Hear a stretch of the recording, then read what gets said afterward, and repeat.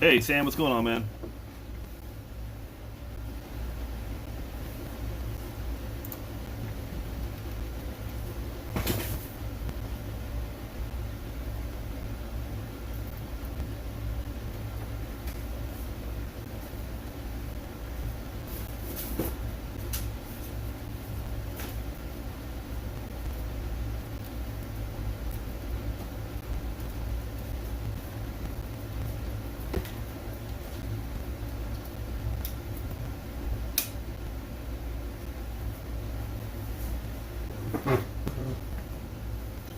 I'm gonna talk a little bit of everything. I got a package in from good old James at Mountain Gorilla. I got a bunch of my mosaic in and some Bowman stuff that I had bought into, and homie hooked me up with a pack as a thank you. So I'm gonna open this up, see what's inside. Got a little thing about Beckett I'm gonna talk about. I have a rep from Beckett that I do a lot of submissions with, so I got a little thing I want to discuss with people, talk to them about. It's a cheaper option, way to autograph cards that are raw. So I'm going to talk more about it when everybody gets in here. How you doing? How you doing tonight, Sam?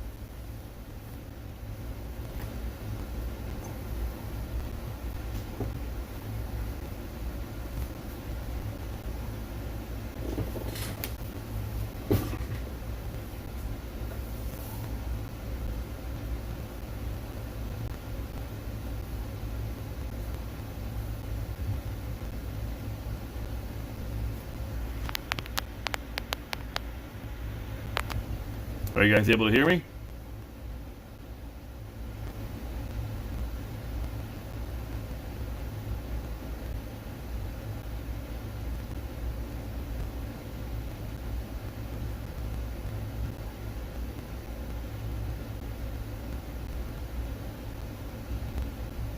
Hey, how's it going, Pete? Thanks for jumping in, man.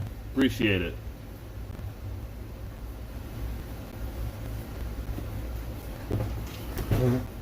So what do you guys think? You think we're going to have baseball for real? And if we do you think we're going to have a strike? I have a feeling we're going to have a strike.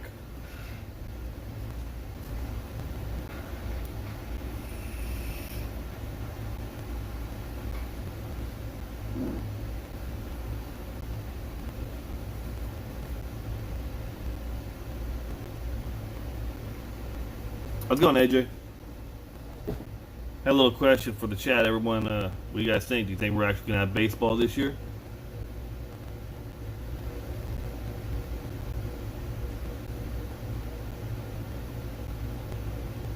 Oh, I think they're definitely going to strike after this year. I definitely think they're going to strike. I think the owners really pissed them off good this time.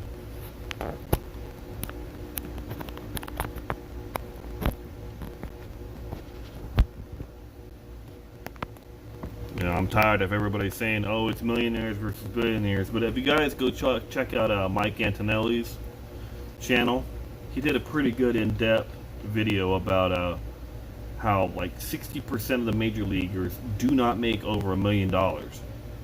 So the whole millionaire versus billionaire thing can get thrown out the window. Hey, Connor, what's up, man?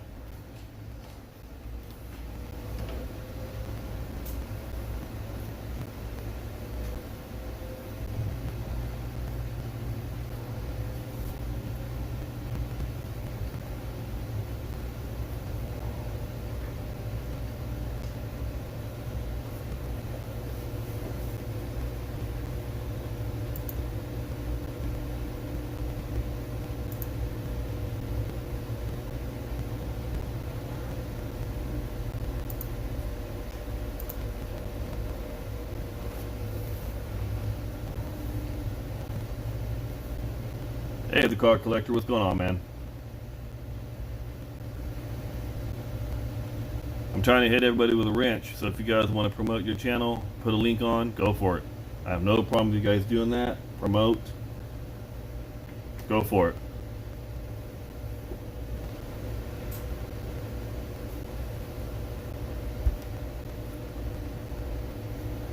Hey, Connor, were you still interested in that Cannon Smith or no? I did set aside your cards from last night, Castilla, Pilar, and Perilla. I had those set aside.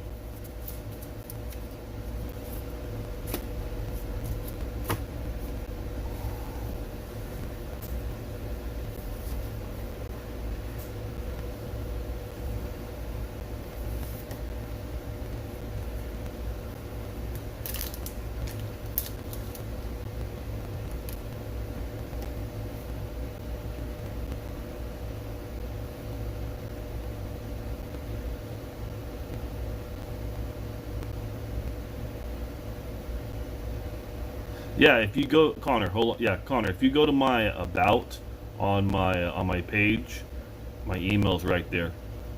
Just email me, man. Interested about what do you have to say about raw cards? Okay, I'll tell you that in a minute. I'm kind of waiting for some more guys to come on here, and I got a little thing about Beckett with raw cards. Are Dollar Tree basketball packs working? Basketball is hot, period. It all depends on what brand it is, but if you can find basketball for Dollar Tree, I'd take them. Why not?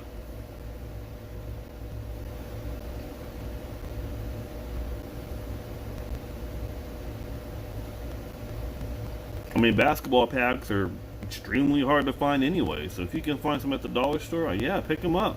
Might as well. I don't know, like I said, I don't know what brand they are or what, but basketball is basketball at this point. Like I said in Bobble's video earlier, I don't see the price on basketball cards going down anymore. I think the prices we're seeing now are going to be the norm. Because I know the Asian market back there, they just gobble this up because they can't get it. So they want it as much as possible. Basketball is huge back there. You know, basketball has become a global sport. You know, so I see basketball staying high and pricey. So if you find those Dollar Tree, get them. They're only $1. Might as well. What's up, Ziggy? What's going on, man? Thanks for jumping in.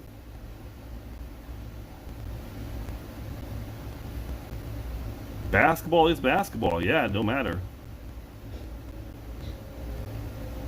I'm staying away from Project 2020s. We saw what happened with baseball. The price went up and then it dropped dramatically. I was never really a big fan of those. Not at all.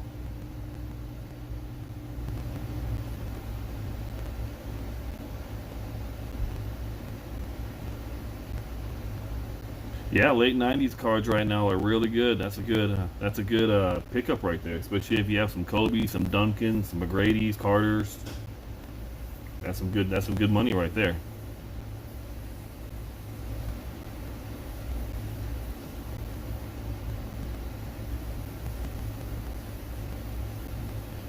I was looking at I mean, if I buy any Project 2020, it's going to be a Ricky Henderson because he's one of my favorite players. But other than that, I'm not interested in any of the other ones.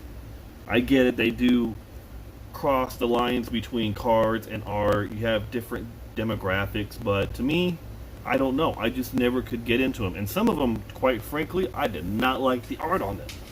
I mean, yeah, the Trout Ben Baller is nice, but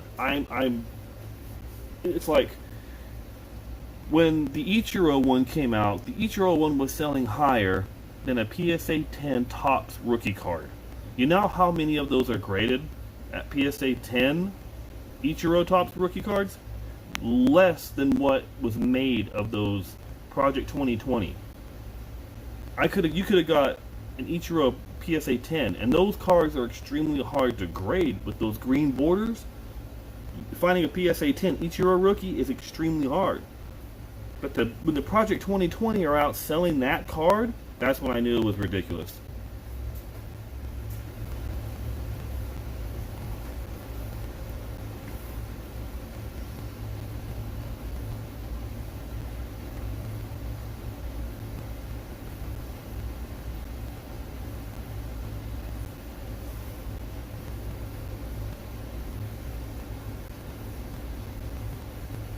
I actually have two Henderson rookies, and both of them are signed. Most of my collection that I really PC are Hall of Fame rookie cards, autographed and slabbed. That is my collection that I like to go for.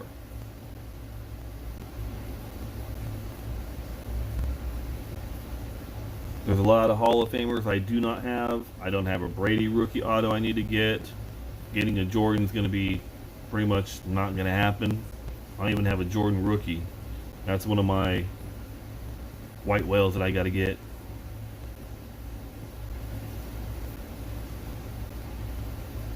I'm staying away from PSA when it comes to grading anymore. I'm going to stick with SGC when it comes to grading, and I'm going to stick to Beckett when it comes to my autograph authentication anymore. I'm done with PSA. With them doing the price hike and them being behind so long on their submissions, I'm out. I'm still waiting on submissions from December for PSA DNA to come back. December, and here it is, June, going to be July next week. I'm out. I'm done with PSA.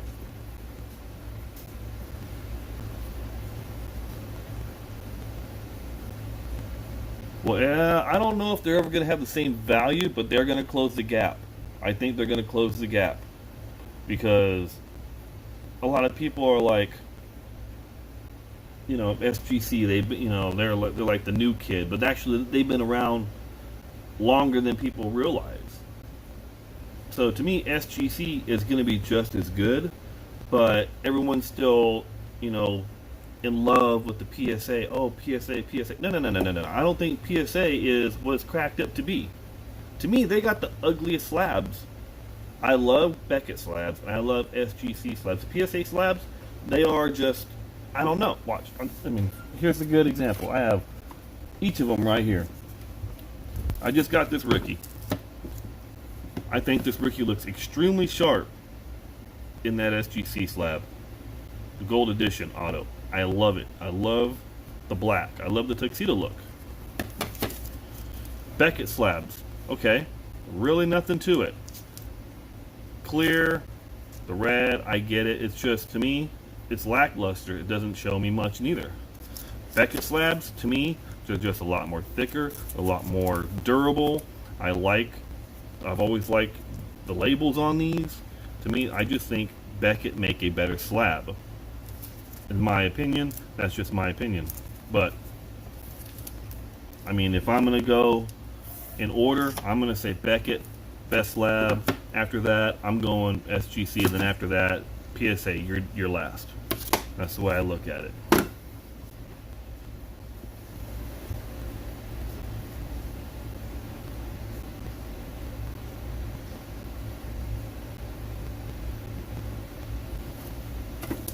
No, there is no grade on the Mauer.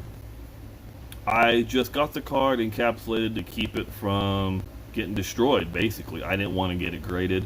The dual service for PSA to get an autograph and card graded is too much.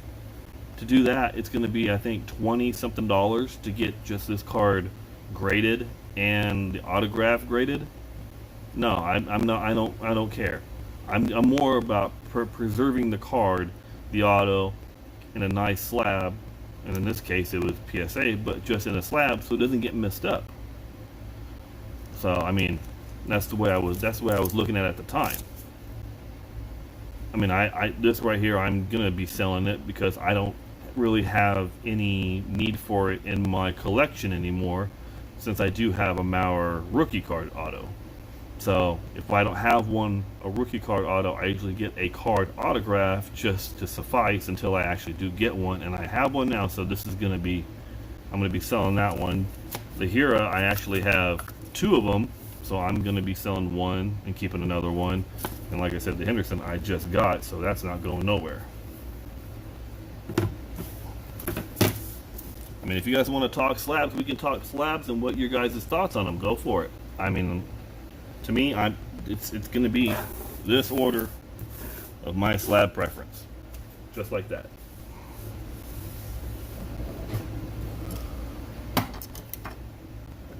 Check this out. Hold on one second.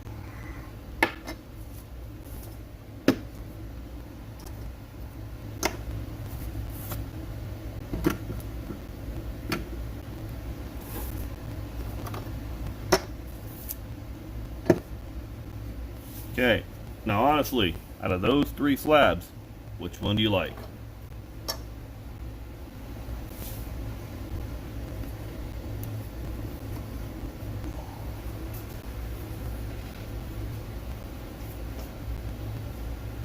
I got my stands at my local card shop.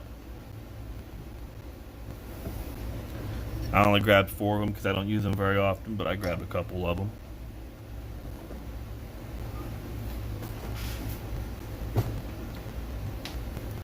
So if I'm going to pick my slabs, I'm going left to right. Left, best, second, third. I mean, I don't see the huge love and why everybody loves PSA so much. I get it. They've been around for a while. All of a sudden now they're worth more than everybody else. I don't get it. Like Bobble says, it's the same kind. It's just plastic. To me, I think Beckett has a really nice classic slab to it. It's nothing crazy. I like the white of the Beckett. I like the metal, the tabs on them. They make the cards nice. They keep a nice plastic sleeve in them. I like the tuxedo look on these. I love how they have everything on there. Even when they have the card and it's numbered, they'll put the number on there. PSA, they just kind of abbreviate everything. I mean, it's just, I don't know. To me, I can't get back into PSA as much as I used to.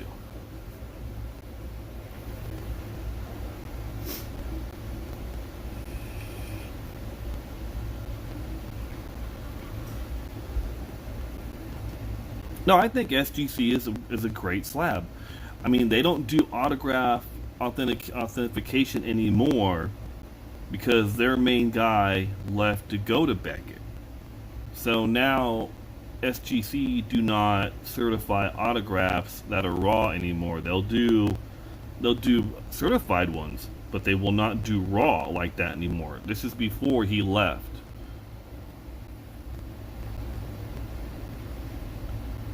Because now SGC, they just basically focus on grading, and they focus on doing memorabilia. Hats, balls, bats, jerseys, everything like that.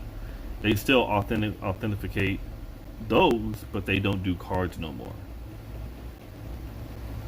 They've strictly gone to just grading.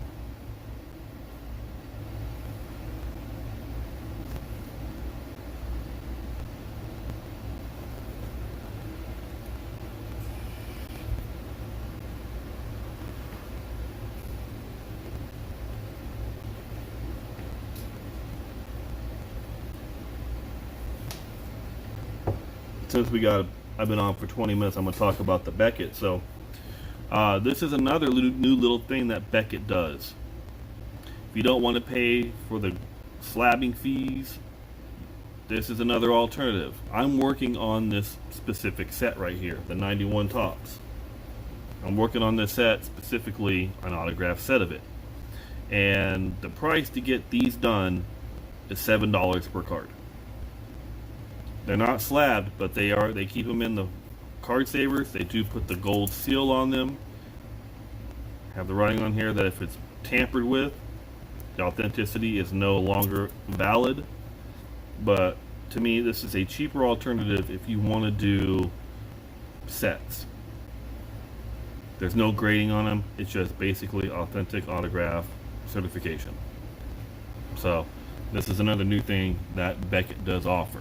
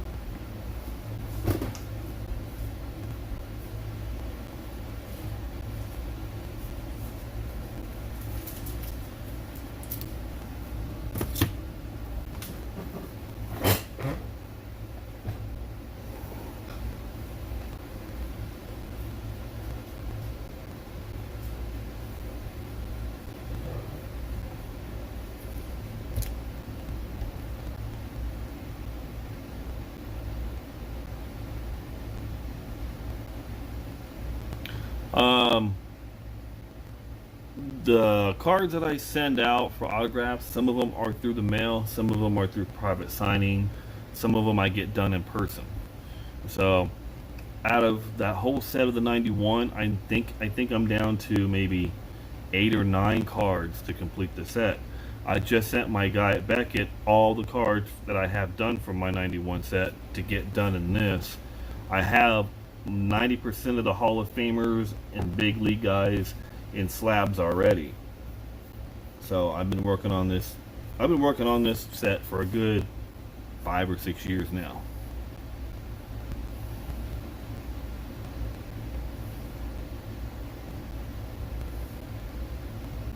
Everything's personal preference when it comes to what kind of cards you like. I mean, Leaf, I don't really care much for. I like them, but I don't, I should say. It all depends. I did buy one of those Leaf Perfect Game boxes that had like 30 autographs in them just to get one. Not bad. Panini, I like Panini a lot. I just wish they had the license, but I will still buy Panini. I mean, that's what this is right here. This is a Panini Immaculate right here. I will buy a Panini. That's fine. I have no problem with Panini. Topps, Topps is going to have all the baseball with everything you like. To me, I mean, some of them are better than others. I don't like to buy the crazy National Treasure stuff or any of that stuff. I can't buy none of those boxes. Like, I just bought that box of Pro Debut. That's like the first box like that, a hobby box that I've bought since I bought Series 1 when it came out. I'd like to buy a box of Bowman, but I'm not going to spend $300. The Topps T206. I like the T206 cards. I always have. I don't know how they're going to do. I don't know. I know a lot of people like the T206 cards. I know they're a top exclusive on their site, so I don't know how they're going to do, but that'll be interesting on those.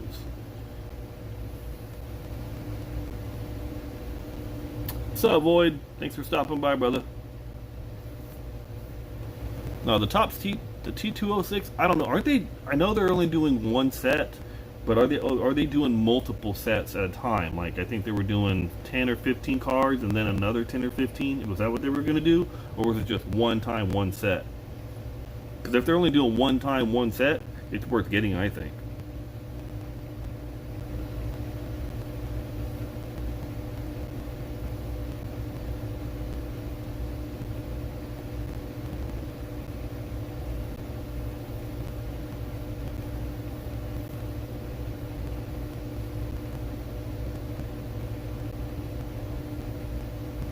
Oh, so they're going to do a complete set, 5 waves.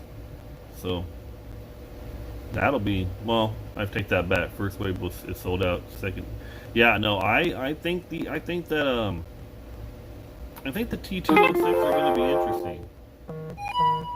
I really do.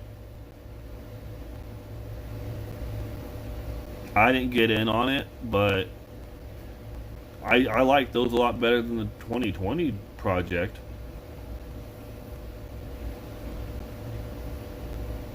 What were the print runs on those? Oh, it's print on demand. I'm sorry. It's print on demand. Oh, well, then you never know.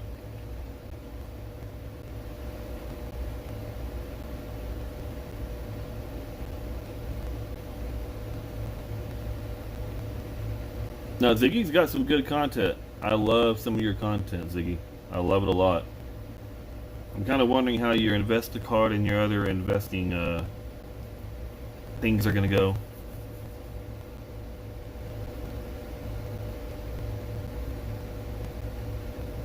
They comment, just because your budget's low doesn't mean you can't make videos. Make videos of cards you have. Make videos of thoughts that you're having, players that you're interested in, who you think are overhyped, underhyped. You know, there's all kinds of things you can make videos of. You don't have to have a budget to do it, bro. Yeah, those T206 are nice. If you're going to grab them, I'd grab them. Me, I'm not going to, but I have other fish I want to fry, I want to say.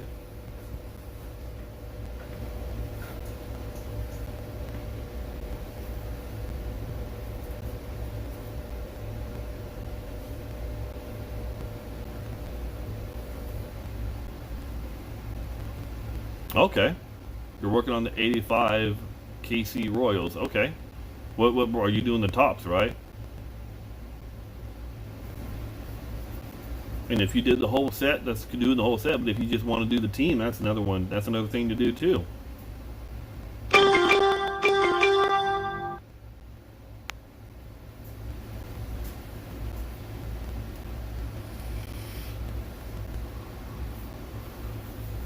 I had a couple sets I'm working on. I have, like I said, I have this set I'm working on. I was working on the 2011 Topps Heritage Minors. I finished that complete set. I doing the 20. I did the 2013 Heritage Minor set, and I did the 2014 Bowman Draft. After that, I quit doing sets because it's just hard to do.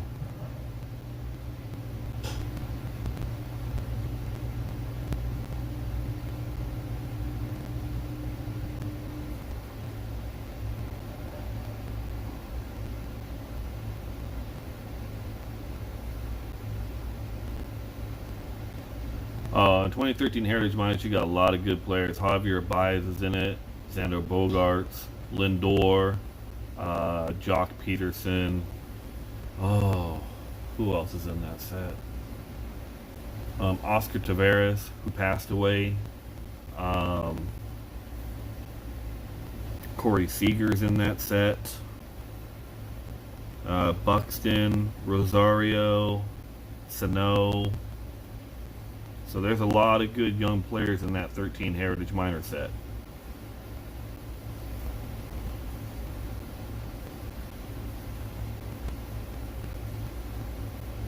I do a lot of minor league graphing in the California League, so I see a lot of these guys come through, and I got buddies in other leagues that help me get stuff done. I go to Arizona for spring training, get stuff done, so I'm always doing stuff like that. I didn't go this year to spring training, thank God, because I would have never been able to go.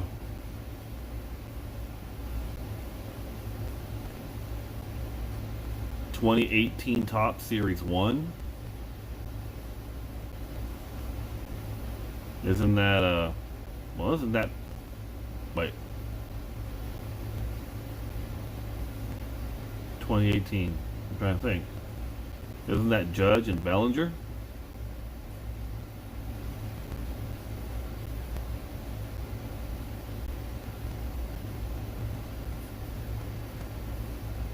Let me see. Yeah, 2018 did have, in Series 1? Oh, man, I'm trying to think now.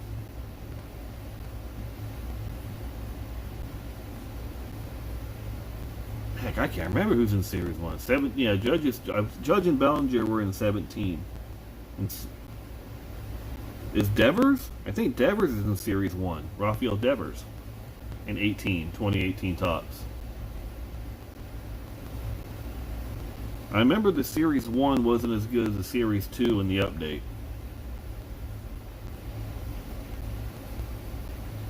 Yeah, I believe Devers was in that.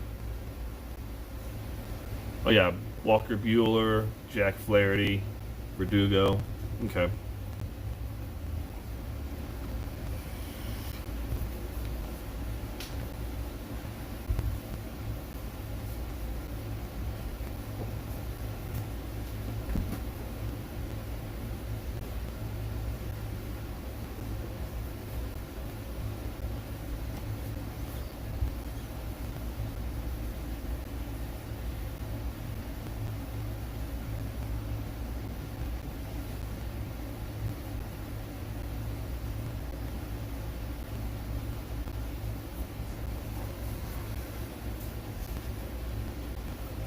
Are any of you guys still buying baseball, or are you just holding on baseball? Because I'm actually doing a little bit of both on that.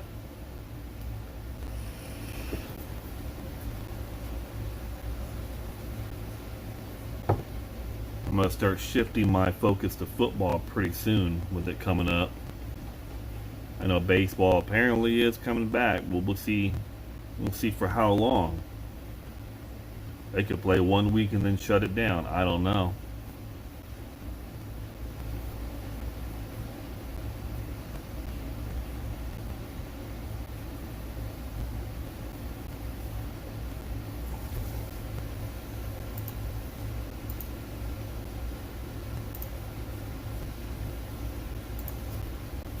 Sorry, Ziggy just gave you a wrench, man. If you want to promote your channel, go for it. Hit the link. I don't care. Go for it. That's what I'm here for. If you guys want to do it, I have no problem with you guys wanting to promote your guys' own channels. We gotta promote each other in here, man.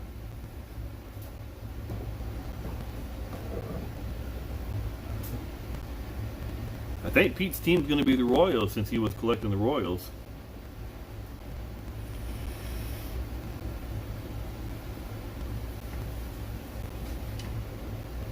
I take that back. Tigers, Expos, and Pirates. Ah, okay.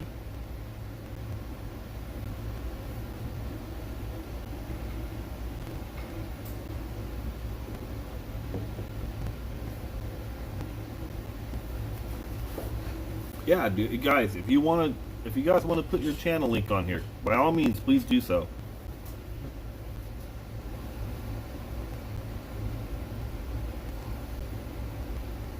Hey, that's what we got to do, Ziggy. We got to promote each other. We got to encourage everybody. We got to share. We got to make everything good, man. We got to make this community, what it's supposed to be. I like to support. I don't like to hate.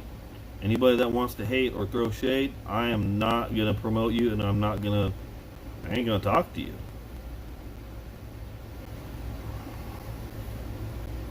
There's enough of that stuff going on in the world. I don't want it on the channels. I don't want to talk about that. There's two things I will not talk about on this channel: is religion and politics. Those two things I will not talk about. So don't bring them up. I'm here to talk about cards, sports, entertainment, anything in general. But I will not talk about those two things. No, I dig Ziggy's channel a lot.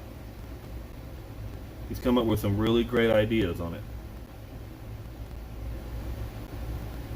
I know you're a little bummed out when you just got your cards back a little bit ago. I saw that video. Kept saying, I hate nines. I hate nines. Honestly, I don't mind nines. Nines are better than sevens. I don't mind eights and nines, but when you get to the sevens, that's when it kind of starts to hurt.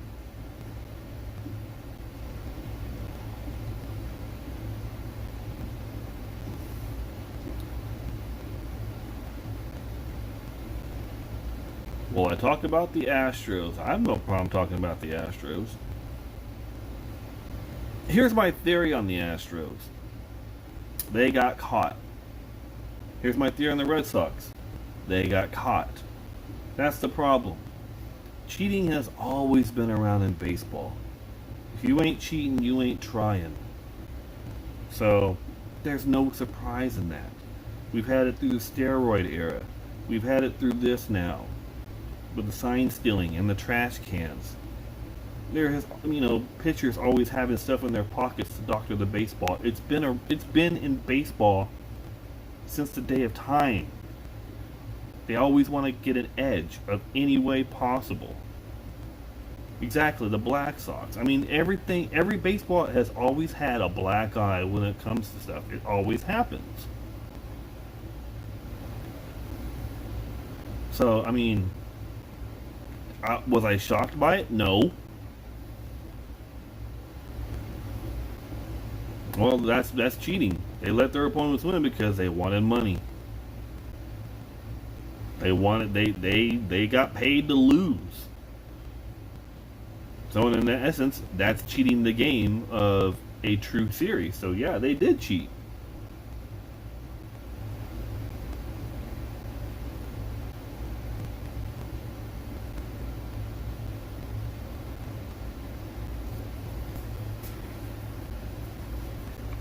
I don't like to use the word integrity in baseball because, yeah, I really don't think there is integrity in baseball. Because everybody in baseball has cheated one way or another. I don't care. I don't care if they've been the squeakiest, cleanest. I'm sure they catch on to a sign. They see the pitcher's doing something. He's favoring a pitch. Do I have any non-auto graded cards? Oh yeah, I got a lot. I got a bunch of graded cards. I actually have two 15 card submissions at SGC and a bulk submission to SGC for graded cards to come back. I know I have maybe around 80 for PSA to come back for graded, so I got graded cards out, just I don't have them with me. I do have graded cards, so yeah.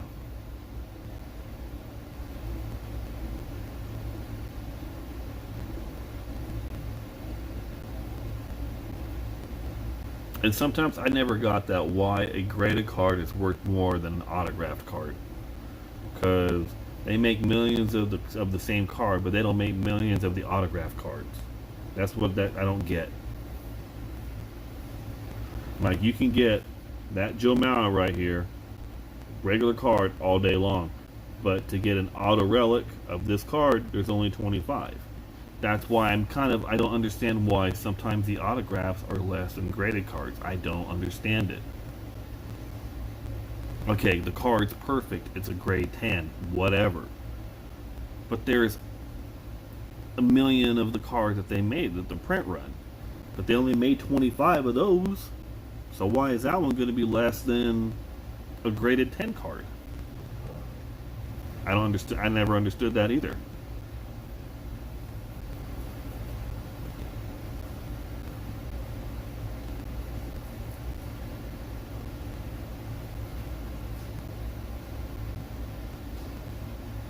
The rookie card is always going to be worth more because it's the first card that they have.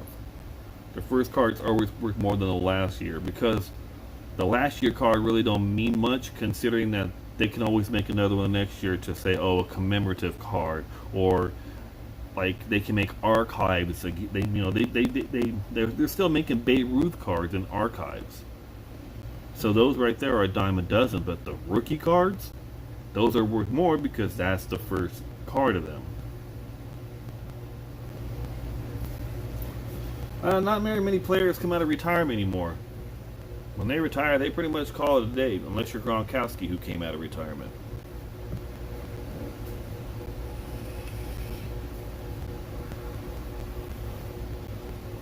Hey, Jordan Wizard cards are underrated and undervalued. He came out of retirement and came back because he owned part of the Wizards and wanted to play. So to me, I think the Jordan Wizard cards are underrated and undervalued. I have a couple of them I'm going to send off. I wouldn't consider them rookie cards. I would just consider them Jordan Wizard cards.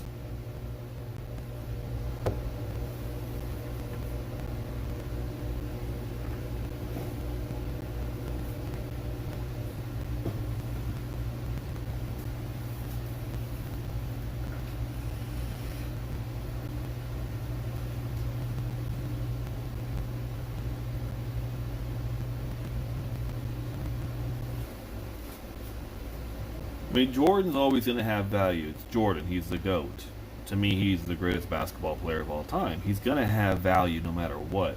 Whether it's a Bulls jersey, a White Sox jersey, a North Carolina jersey, or a Wizard jersey.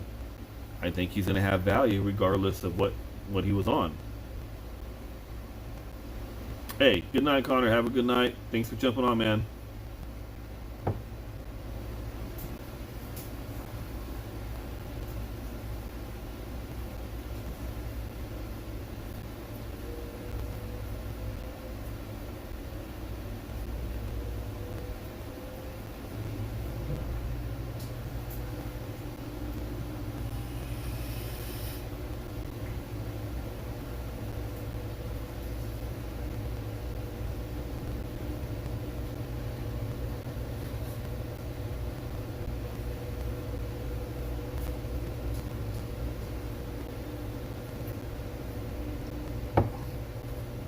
Come on, James. I'm waiting for James to jump on here. I'm gonna rip this up for him.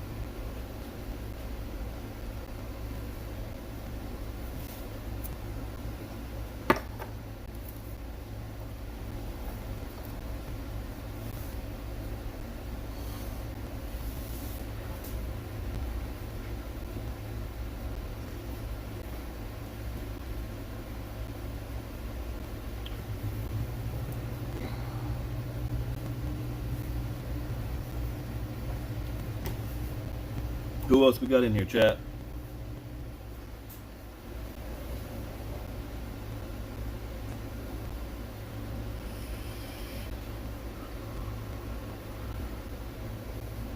I don't know if anybody's still there, but I bought a Shaq rookie off eBay. Look at the brick that this card came in. Look at this brick.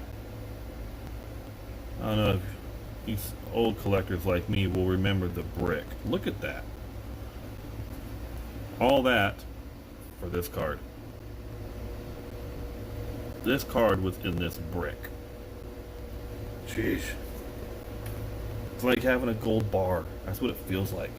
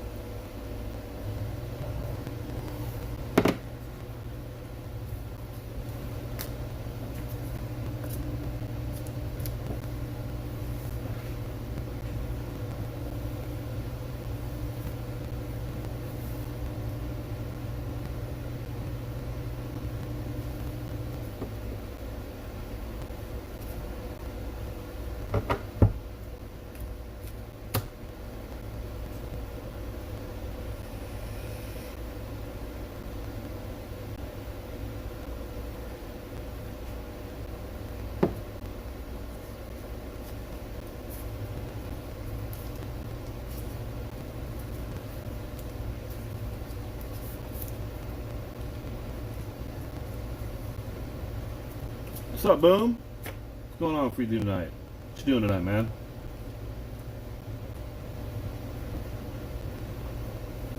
You excited we got baseball again? I give it a week, and they're gonna shut it down.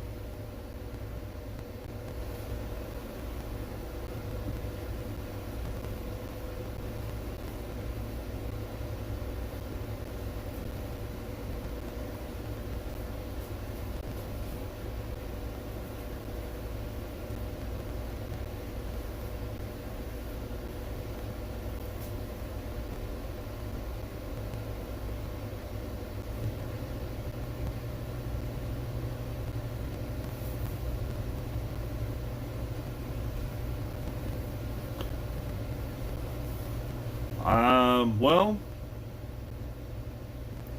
I believe that the owners are going to implicate the March 26th agreement. And they told the players to show up July 1st. So I think the players are pretty much taking it. They shot down the last option, or last offer, I should say, but then they came back today and I guess the owner said that they're going to implicate the agreement for March. So all this running around basically was for nothing. Just another way for the owners to have a short season so they can have their money in the playoffs.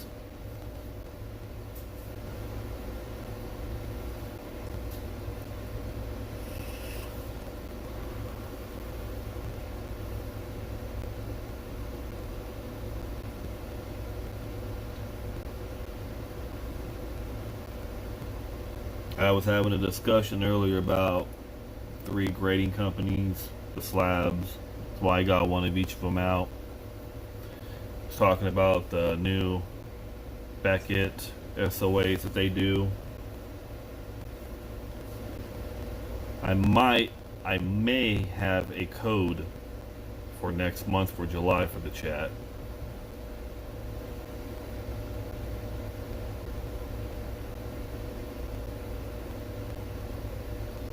Well, if they're going off the March agreement, they get their prorated salaries.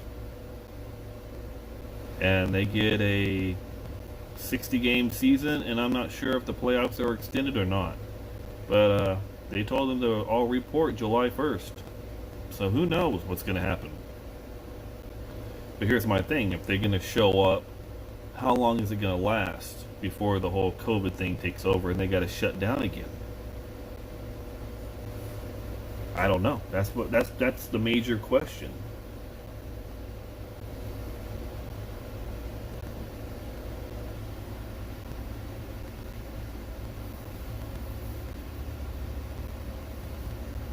I know the 60% of major leaguers who don't make $1 million are going to play hard.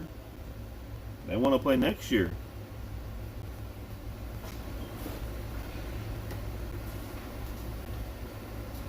I guarantee Trout will play hard because Trout only plays one way, hard. So he'll play hard. The guys in their contract years, they're going to play hard.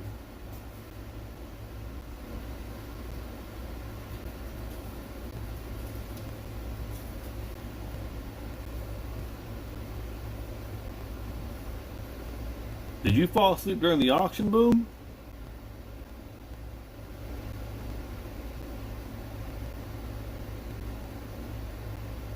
If you fell asleep during the auction, that must have been a really lackluster auction.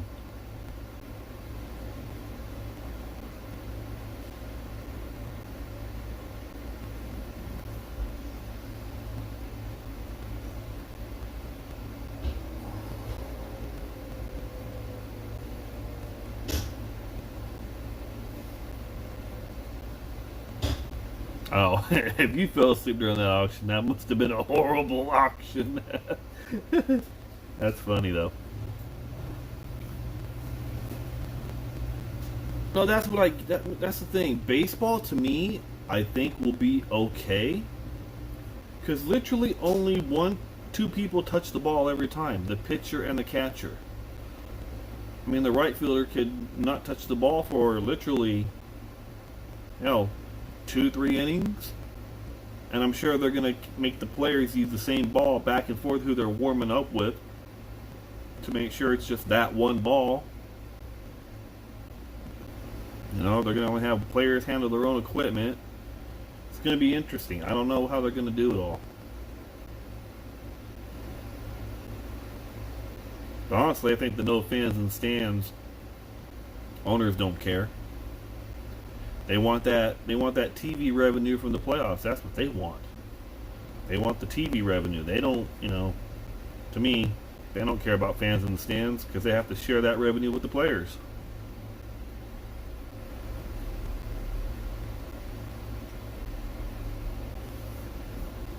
Oh, you'll appreciate this, Boom. Look at this. Do you remember the bricks? You've been collecting as long as I have. You remember these bricks. Remember that. Look at that thing. Look at this ancient piece of collecting history. Look at that. So I bought a Shaq rookie off eBay. This card came in this brick. Can you believe that? That's how old school these bricks are.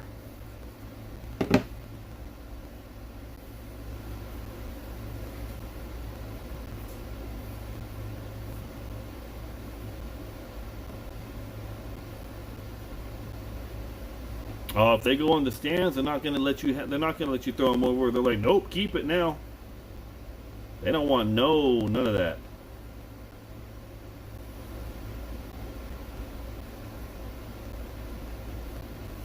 Yeah, these are ancient.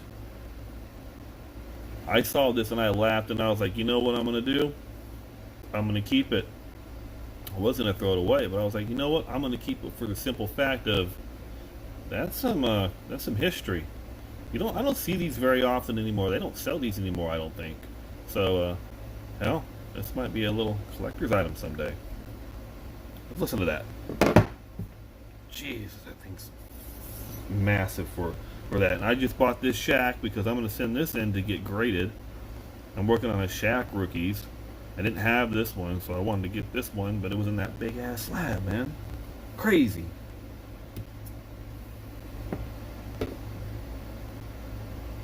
But I remember those bricks. I remember the smaller ones, the thinner ones. I had a bunch of the thinner ones.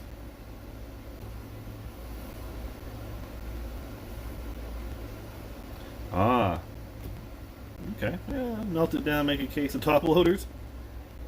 I know top loaders are a hot commodity, just like the Card Saver ones or the Ultra Pro ones. These things right now, geez, they were $25 a box 2 months ago. Now they're like $50 a box.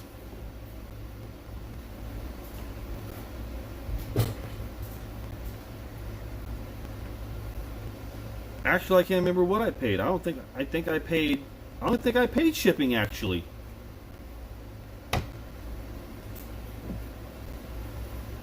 If I did pay shipping, it was only like $4. I can't remember. I know I paid close to around $18 or $19 for the card, because the draft pick ones were a little bit different from the regular.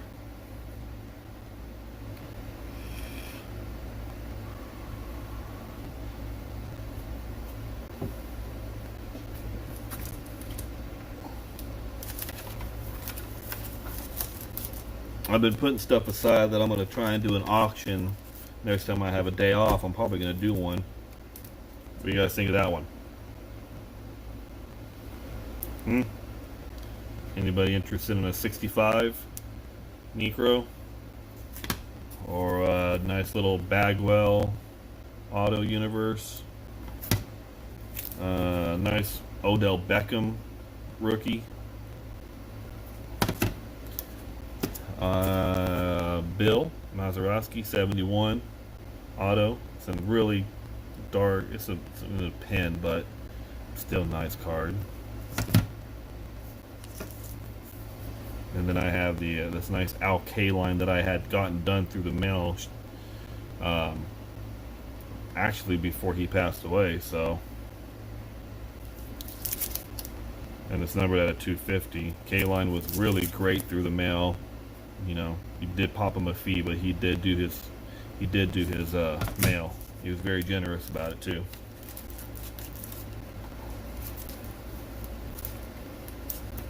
Yeah, I like OBJ. Contrary to a lot of people don't, I do. I like OBJ.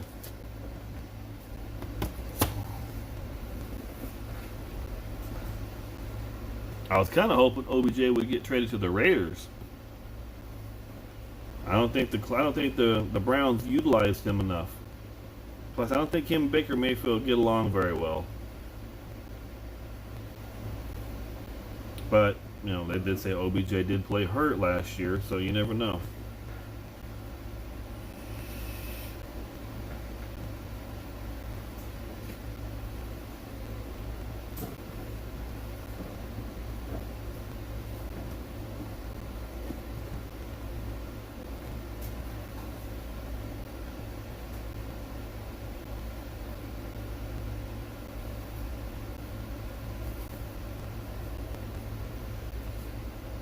You still got a lot of cards you're sorting out, Boom? I can only imagine how many set boxes that you have going over there.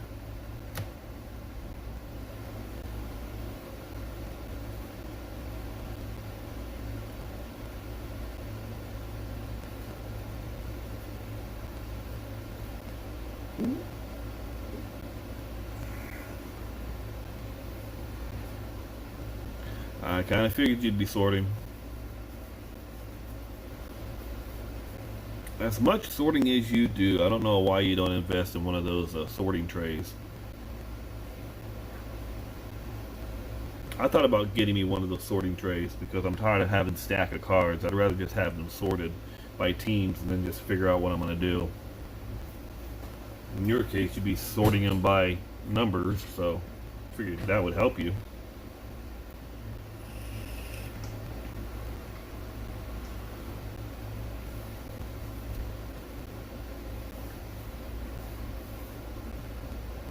Just let everybody know when I get close to 100 subscribers, because I know I got 93. I got a nice little 1, 2, 3, 4, 5, 7 item giveaway that I'm going to be doing for 7 members. So 7 people on here are going to get one thing. Some are nicer than others.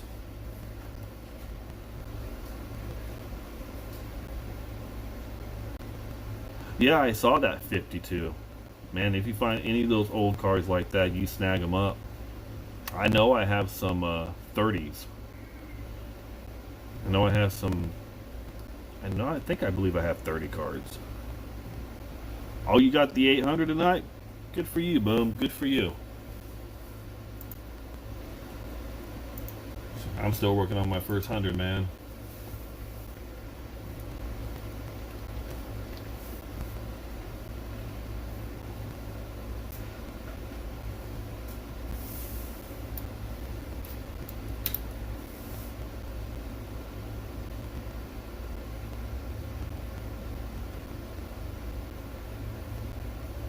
Yeah, no, I take that back. I do. I have a 1950 Bobby Shantz rookie auto.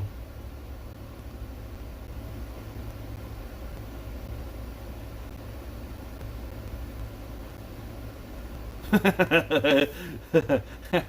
did the whole super chat, huh? Nice. Hey, whatever works, right?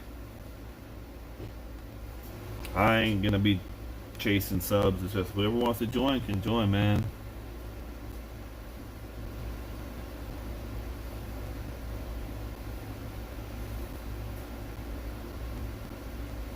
Yeah, that's the thing.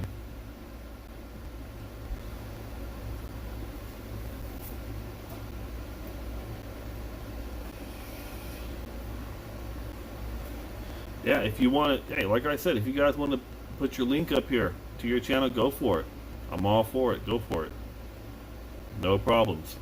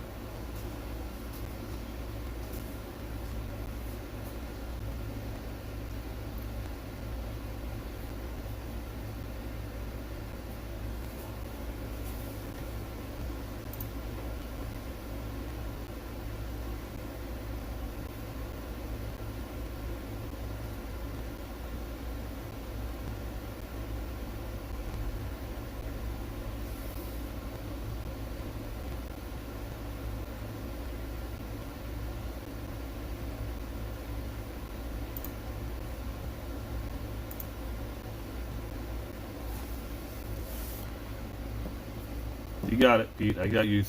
You're subbed. Got you, bro.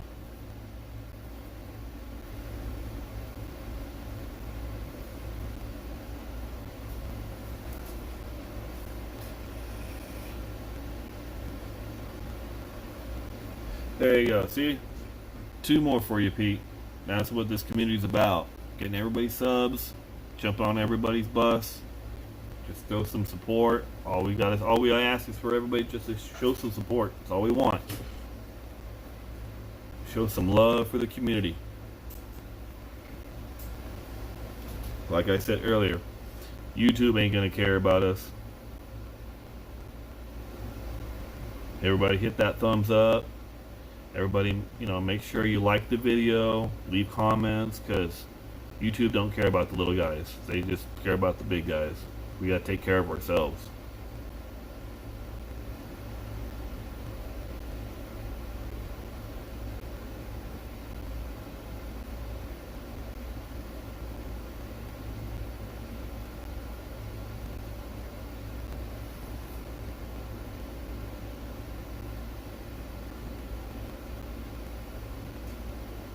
Hey, that's what I'm saying, man. We gotta take care of each other in this community. We gotta spread it. We gotta make sure it's good and healthy, because if not, it's gonna die, and then what are we gonna do now? Yeah, if you guys ain't like Ziggy, throw your link up, man. We gotta do it.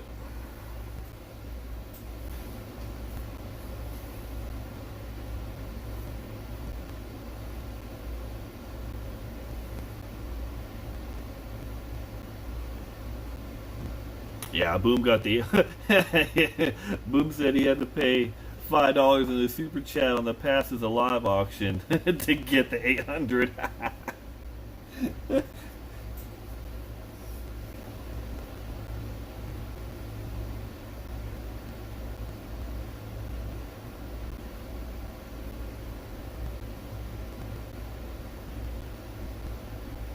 Oh yeah, a lot has changed, man. A lot has changed. But the main thing on this, I don't like to follow trends. I like to just follow what I like to collect. Collect what you like. Don't follow trends. Don't follow, oh, a lot of people go on here and just like to say, hey, do this, do that, do this, do that, and they're manipulating the market. Don't do that. Don't buy it. Don't buy into that. Don't buy into a lot of that stuff. I hear the same people talk about the same players, which are making all those same player cards go up. When people are buying Zions and Jaws and all these guys, I'm sitting in the back buying Peyton Manning rookie cards cheap.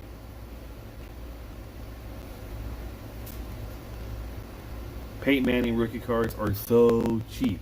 You can get a nice one for around $20. Peyton Manning. I mean, I'm not worried about Zion. I think Zion is he's another injury away. I am afraid one of his knees are going to blow out with all that weight he has on. I'm going to be more interested in John Morant and Rui Hachimura and RJ Barrett than I am of Zion.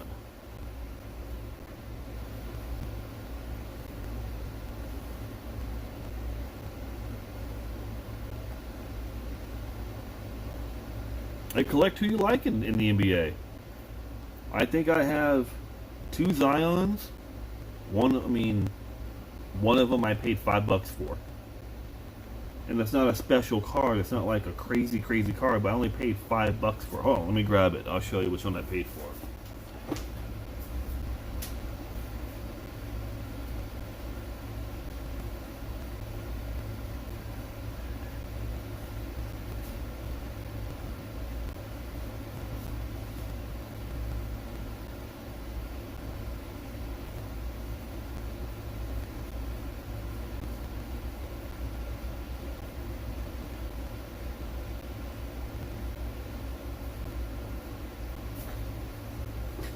I didn't have a single Zion. I went and bought one, $5. It ain't a pretty card. It ain't the sexiest card. It ain't a prism. It ain't none of that. But it is a Zion rookie, and I have one. Paid $5. I'm gonna send it off to SGC and get it slabbed and get it graded. So be it.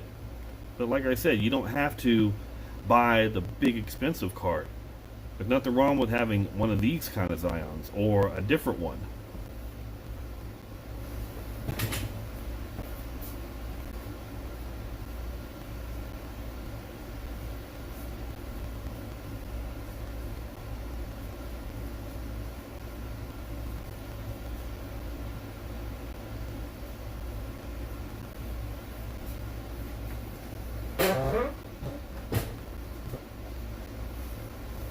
I started to get back into basketball this year. My son he's older, he's like 19 now.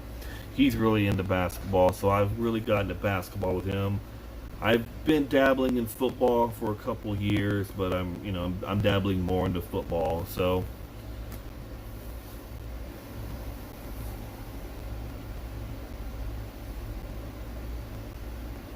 yeah, there you go.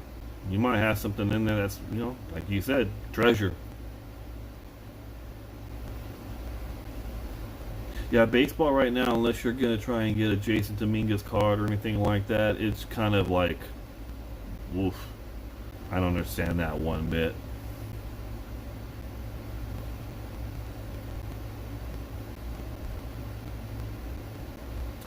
Nah, he don't collect. Man, he just plays a little bit of basketball with his friends, but he don't play anywhere like that.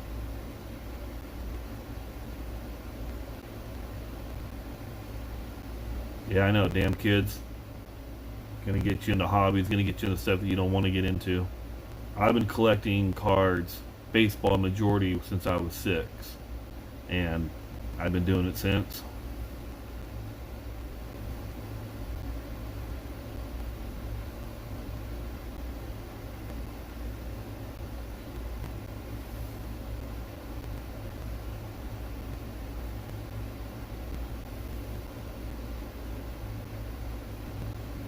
Oh, then you and Boom will get along just fine. Boom is obsessed with finishing sets.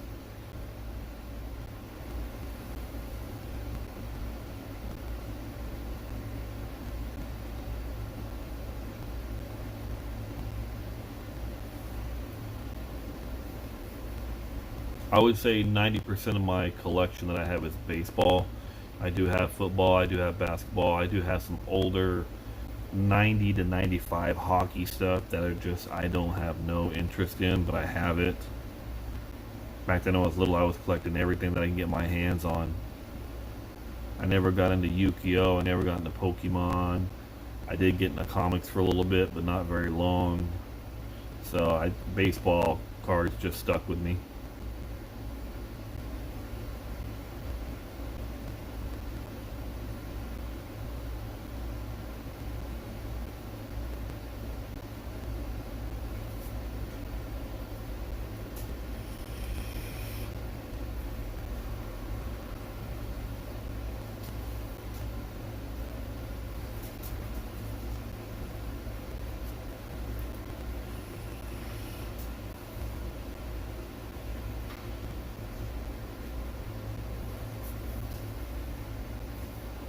That's funny you say Lou Whitaker. I just had a rookie card of his fail.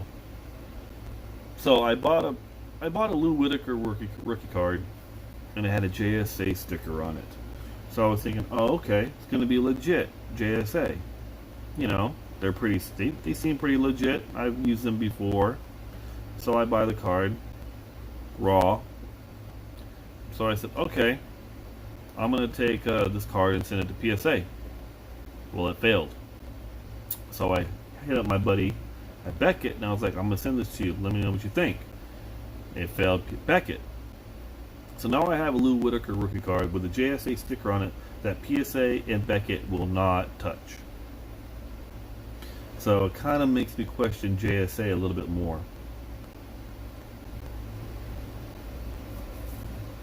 How many sets do you have, Boom? I don't know. I've never asked you that. How many sets do you actually have complete, and how many? I would be. I want to see one of these days. You gotta show on one of your videos all your boxes of set cards. I can only imagine how many boxes of sets you have.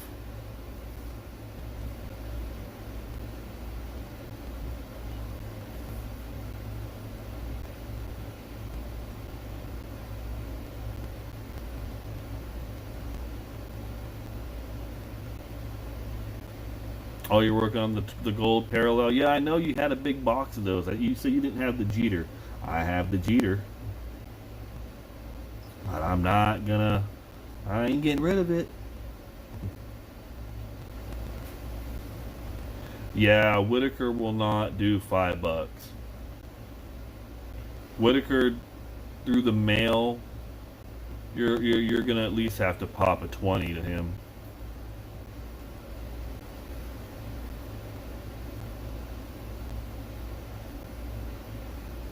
You put around 20 sets. Wow.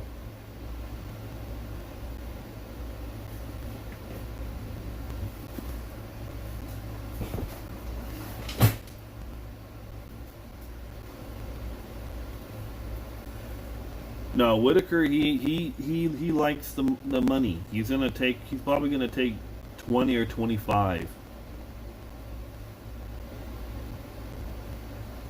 Hey, the junk wax is kind of hidden gold right now in a way. Some of it. I mean, you gotta remember when the 90s, there wasn't really no autographs and cards. It was all about the inserts. So, if you're able to find 90s insert sets and stuff like that in good shape, you're gonna do pretty well. Like I picked up, I don't know if you guys remember, the 92, 93 Flair Ultra basketball rejector set. There's 5 cards in the set, but I bought the whole set for like $10. But all 5 of the guys in that set are Hall of Famers, so I sent all 5 of those to SGC to get slabbed, the whole set. So, and I probably plan on selling them as a set.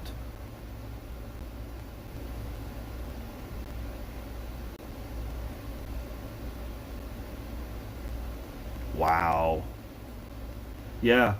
Last year around this time, nobody wanted the junk wax. No, you just bought six of those for $12. Basically, paid $2 for a set. $2 a set.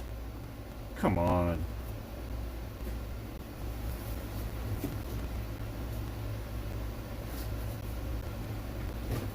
That's what I'm saying. The junk wax stuff, nobody wanted.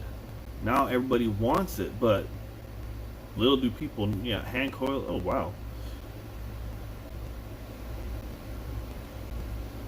Oh, $12 a set. Oh well, that's still dirt cheap for 84 tops. But back then they had so many print runs. They had so many made. It was hard to find. It's hard to find them in 10 Gem Mint 10s. A lot of those cars were miscut real bad. So if you're able to find those in 10s, that's still good money. That's still hard to do.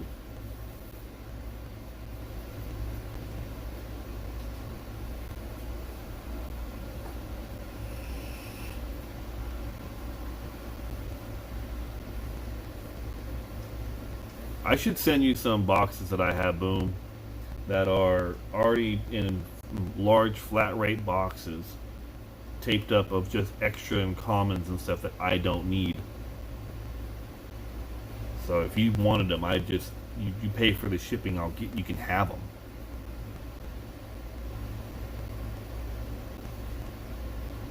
Yeah, see what I'm saying? Those Mattingly rookies, if you find those in Sharp, if you find those in and have them graded in 9s or 10s, yeah, those are worth some money, man. Especially Mattingly.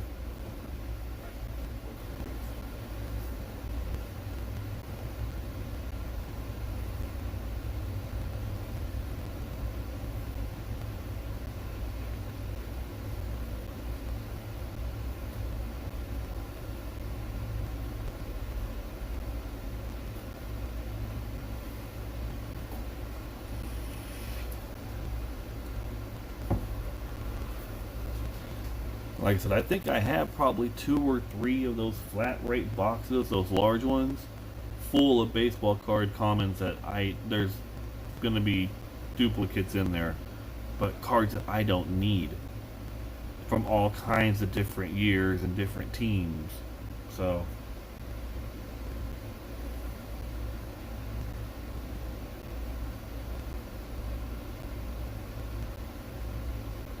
oh, I've had them sitting there for a long time. So whenever you feel froggy, let me know, man. Like I said, you just pay for the shipping. They're yours.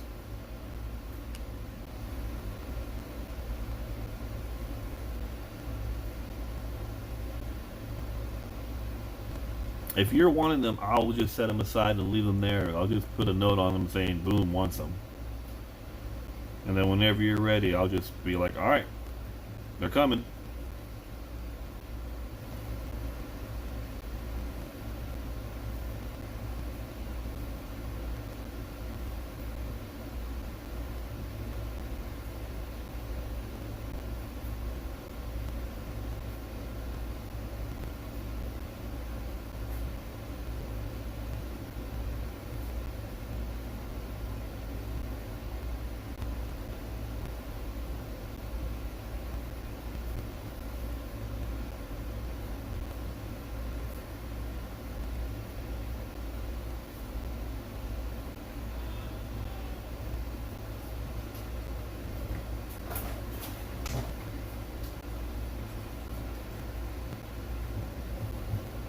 Oh, I saw your room.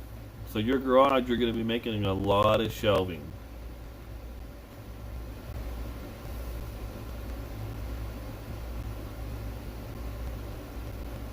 Hey, thanks for coming by, Pete. Anytime, man. Like I said, come on in anytime. Enjoy the feed.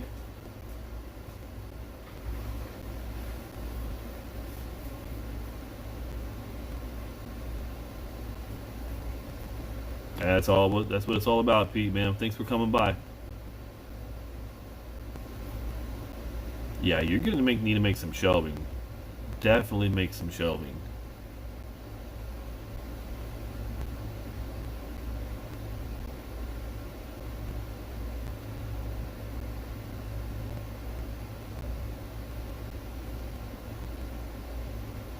Either you're gonna make shelving, or I don't know if I'll show you. Hold on, I'll show you how I have mine.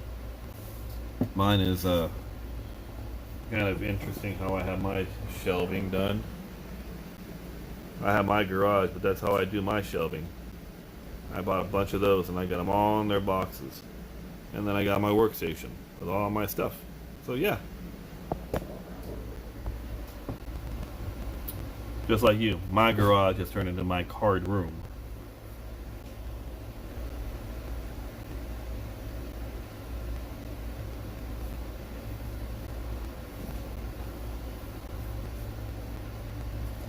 Come on, focus.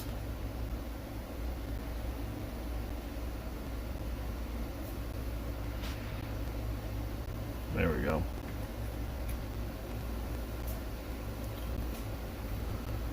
That's a good question. I don't really know how big square feet of my garage is actually. It's a two-car garage. That's all I know. But I have my table, my computer in here, and I have my cards all in here. This is basically my my card room. It's my. When we bought the house, I told the wife, "The house is yours, the garage is mine." And she said, "Deal." So.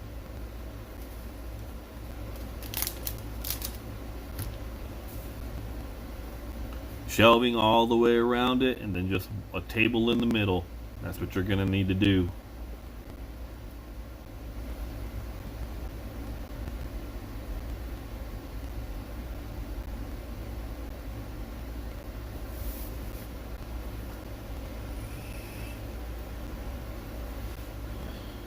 Yeah, these shelvings that I got right here, the ones that you can adjust the shelving on them, they're really sturdy.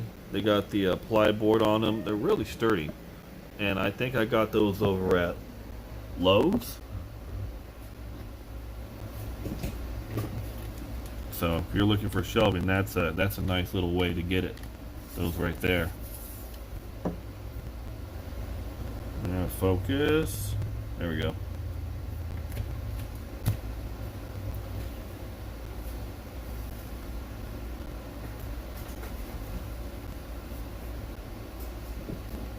If you don't want to do those metal shelvings, they also have those. I have, where are they? They're 4 or 5 shelvings, the plastic ones. Actually, I do have an AC in the garage. I have one of the window ACs that I have in my door, so it stays cool in here. Well, it stays cool in here when I'm in here, but during the day, no. But everything is in the, all the cards are in the dark, so they're not getting any damage from the sun.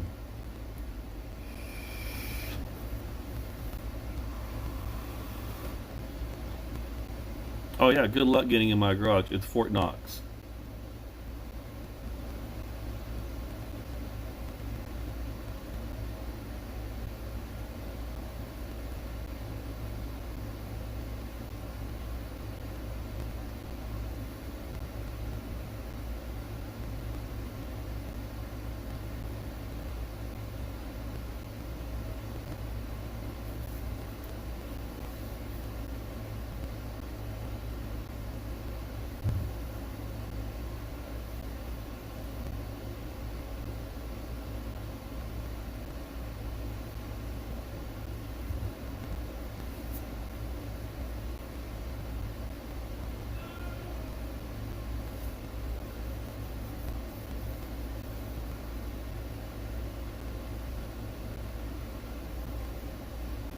I say, boom, do you have an attic?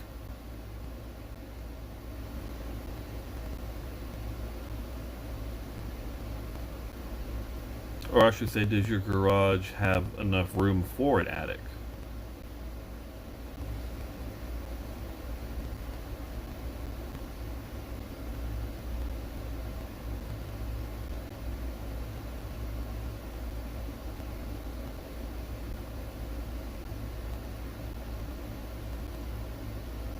Yeah, you did exactly what I did. You did exactly what I did in my garage.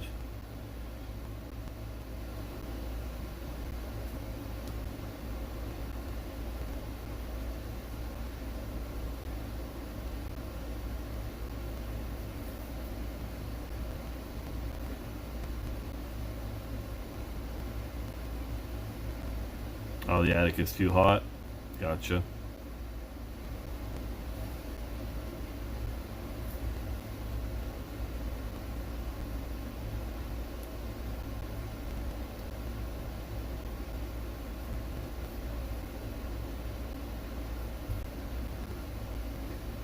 Actually, I wish I had a basement. I wish I had a big. I mean, one of my houses I used to have had a huge basement. It was nice. I wish this one had a basement. I'd rather have a basement than an attic.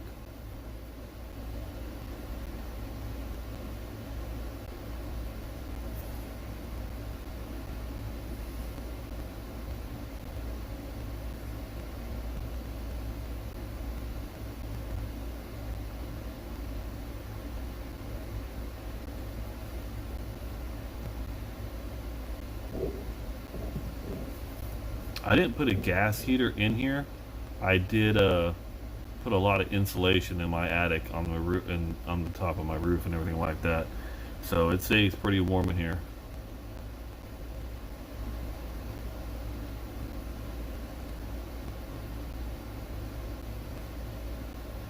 Yeah, I put solar panels on a couple years ago.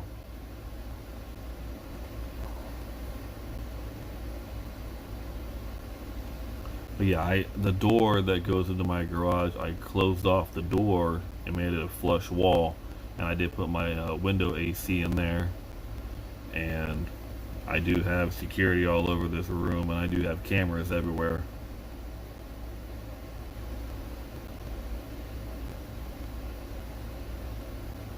I actually have cameras all throughout my house.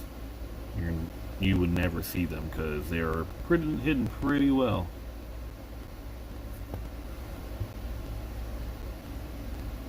Yeah, solar does do that.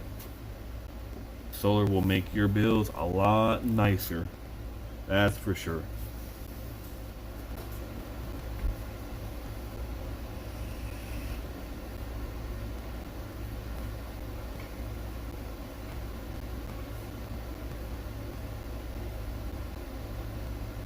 Oh, I have outside cameras and I have inside cameras. Trust me, you will be seen.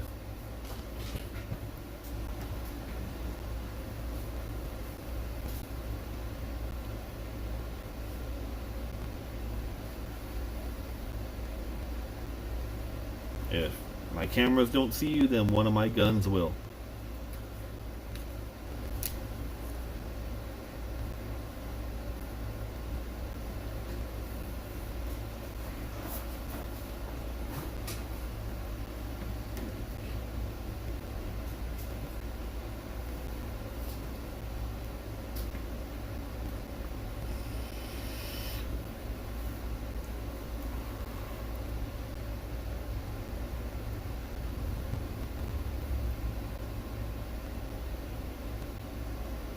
I got good neighbors, but my town, can't say can't say I don't have issues in my town.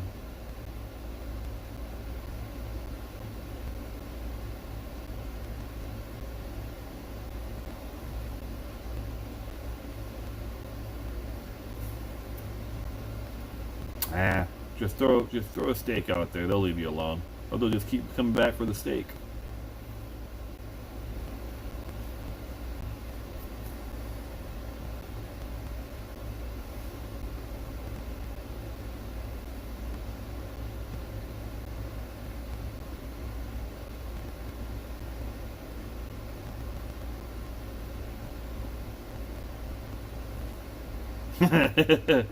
There you go. No, that's cool that you're doing that for your kids, man. That's cool. I hope they take off, man. That would be really cool. You gotta encourage the dreams, man. You can't bury them.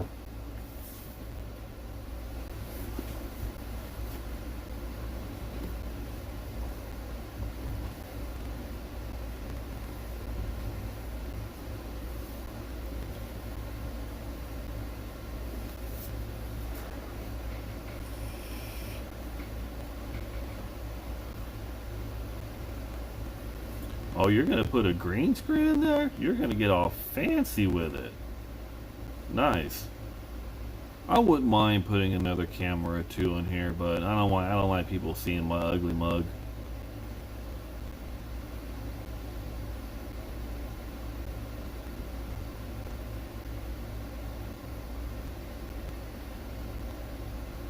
But a green screen would be kind of fun to have.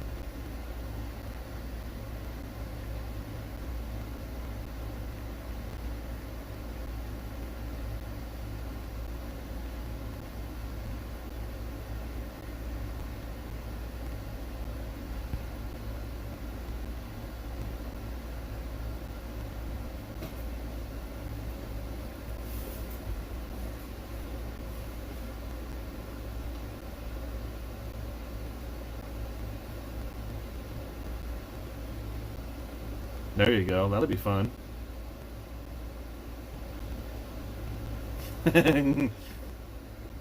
Back and to the left.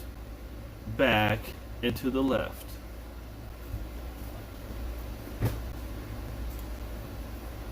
Just focus on the strike zone and piss everybody off.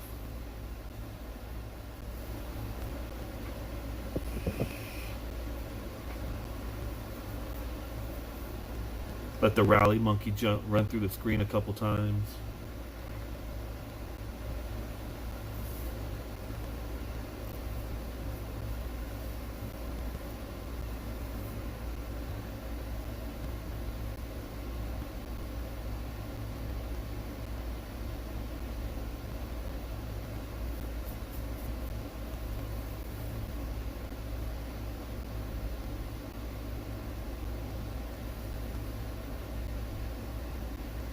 Yeah, I'm waiting for. What am I doing?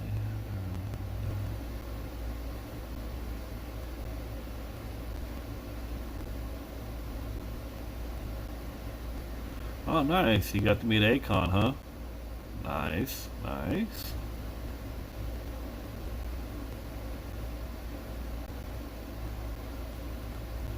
Good for him, man. That's good.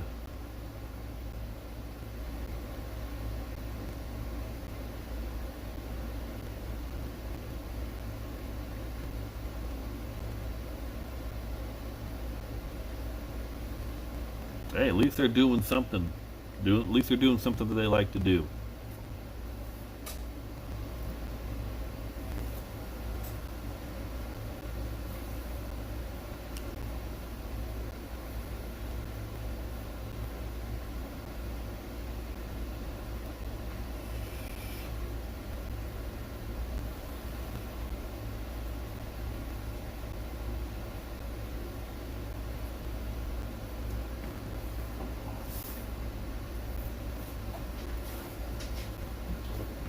Akon had a couple good hits.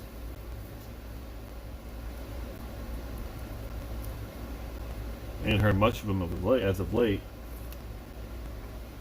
I take that back. Wasn't he supposed to do a song with Rainbow Bright?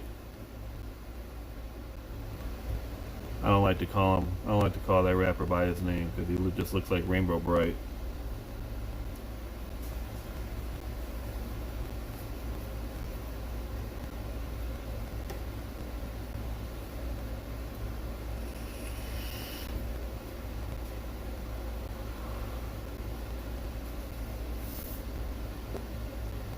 I've been live for over an hour and a half, and I've been waiting for James Mountain Gorilla to get on so I can crack open this pack for him. This schmuck still hasn't gone on yet.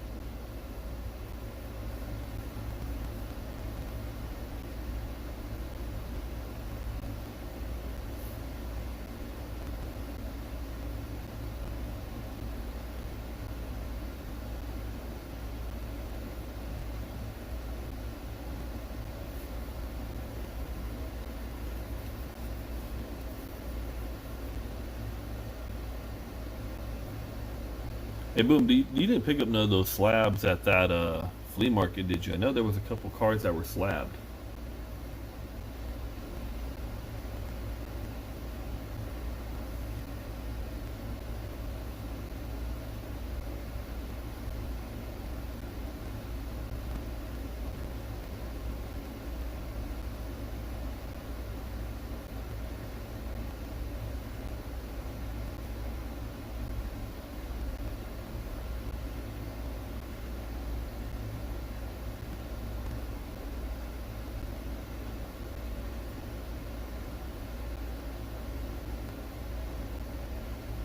That's cool, man.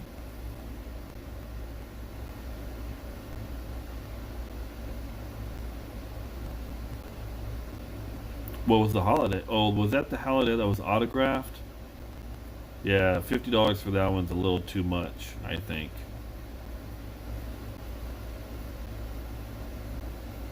I mean, his autograph is worth a lot because he did pass away untimely.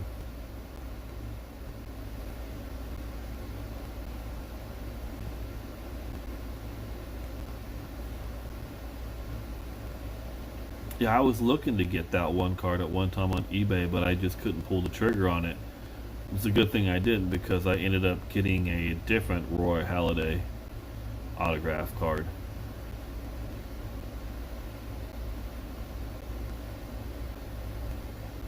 That's funny because if I'm not mistaken, no, that was a different one. That was a different one.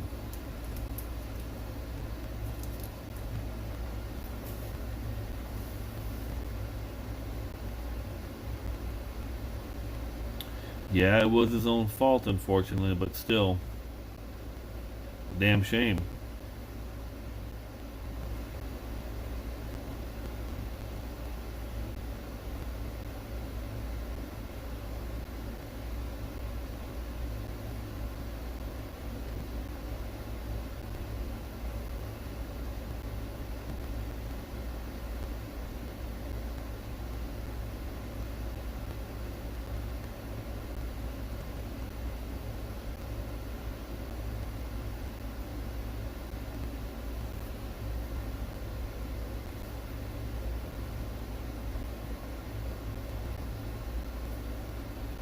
Oh, boom! I was gonna offer you a trade.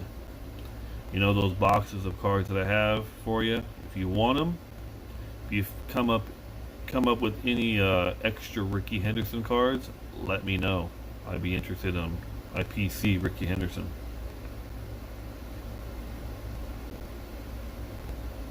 How many autos and slab autos do I have? Oh wow.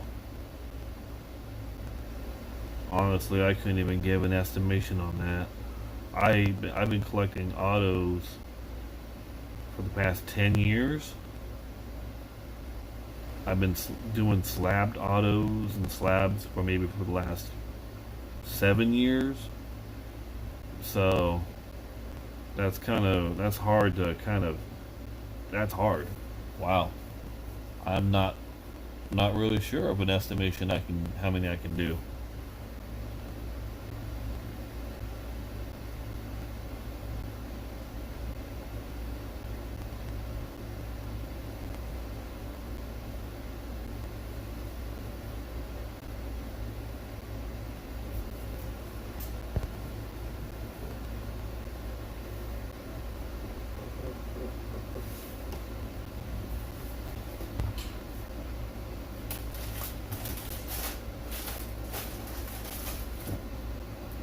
I have a lot of binders like this with autograph cards of guys that aren't like big name guys.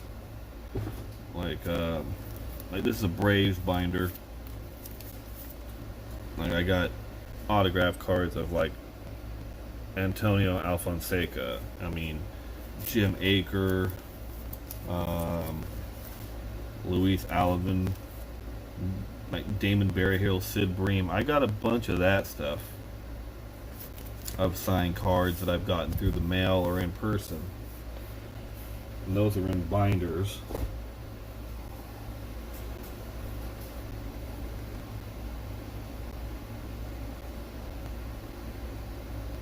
Yeah, IPC Henderson. So if you have duplicates, triplicates of Hendersons, set me aside one of them.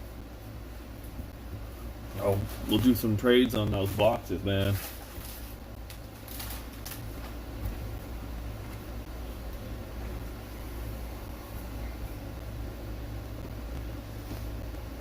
Yeah, there's still a lot of guys that do through the mail.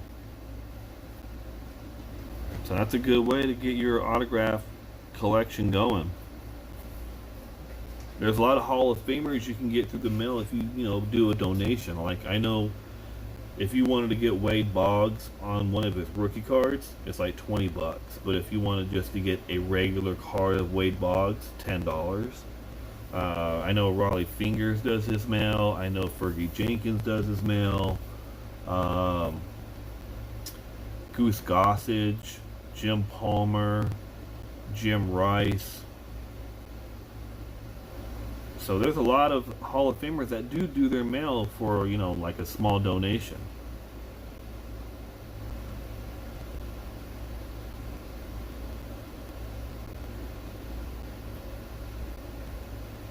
Wow, 9,000 autos, that's a lot in this piece. That's a lot. That's a lot of autos.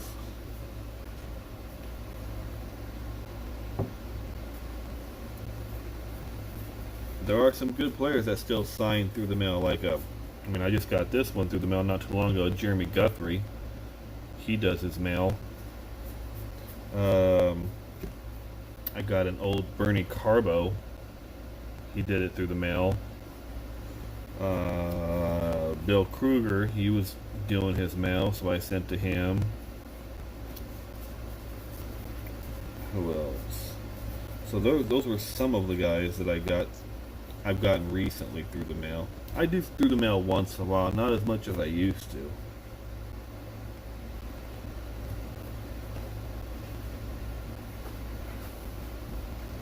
Yeah, I get index cards of some of the basketball Hall of Famers that I don't have cards of. A lot of the like coaches or stuff like that I don't have cards of. I do send an index card and I do get those back.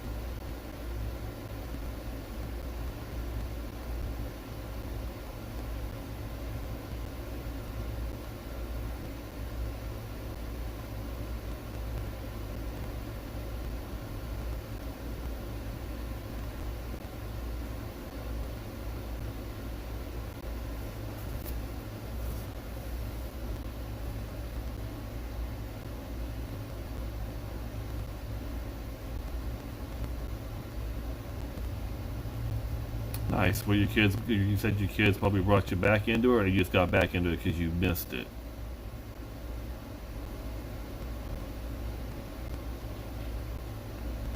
Ooh, you see, there you go. Two nice Bonds Topps rookies right there. Are they just the regular Topps, or they're not the Tiffany's? Are they? If they're the Tiffany's. Ooh, now you're talking.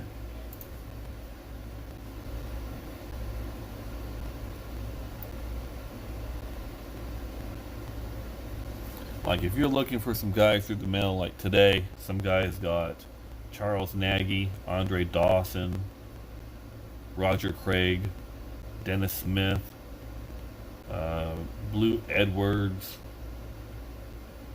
Mike Krzyzewski, the coach for Duke, Braden Bishop, Jeff Bostic. So there's still guys doing their mail.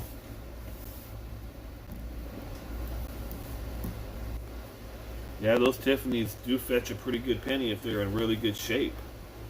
Tiffany's are really good to come across.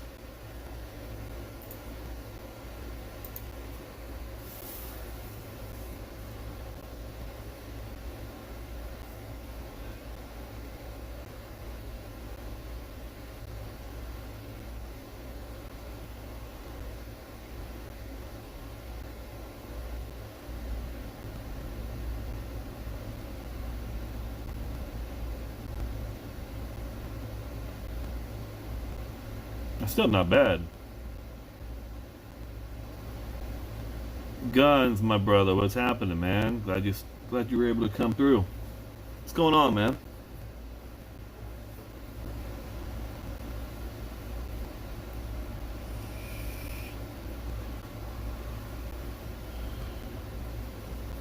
We just in here bullshitting.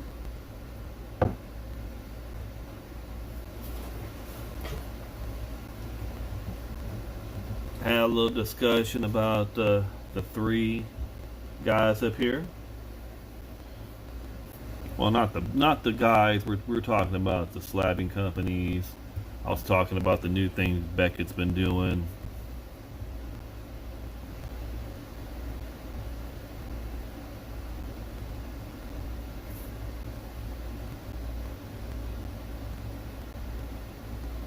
Coaching travel baseball, that's rough. That's fun, but that is rough to do, man.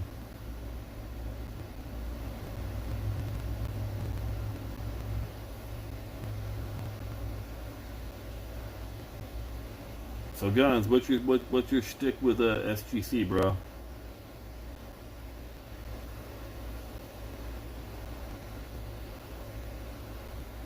You know more than the average person. Are they that way behind now? Did everybody just destroy them with their submissions?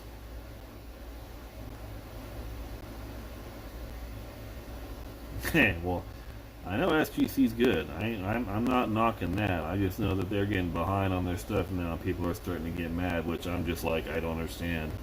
It's gonna happen. They're still a lot faster than PSA. That's for damn sure. They're faster than Beckett too. So people just need to, like I said on there, they need to relax. Yeah, okay. You blame Investa? I hear you on that. I saw that video that he did with that sports card investor, saying that they use them exclusively. Yeah.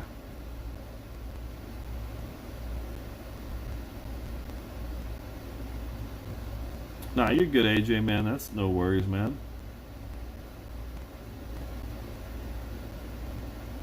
Graveyard sucks, but I'm sure graveyard is a lot less hectic than working regular hours, man.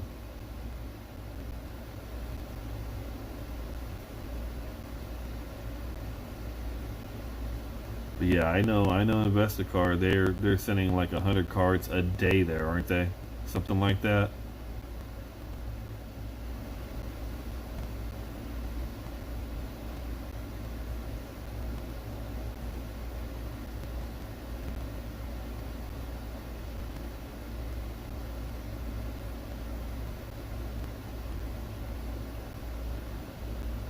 Yeah, that's no bueno. That's what happens. But SGC's like, hey, it's money. That's big money if they're dropping that many cards.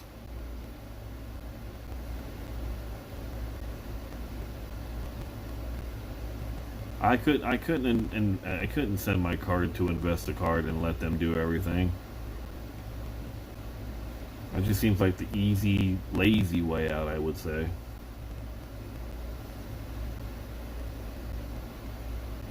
But I wonder how much, honestly, it's their own stuff or if it's actually client stuff.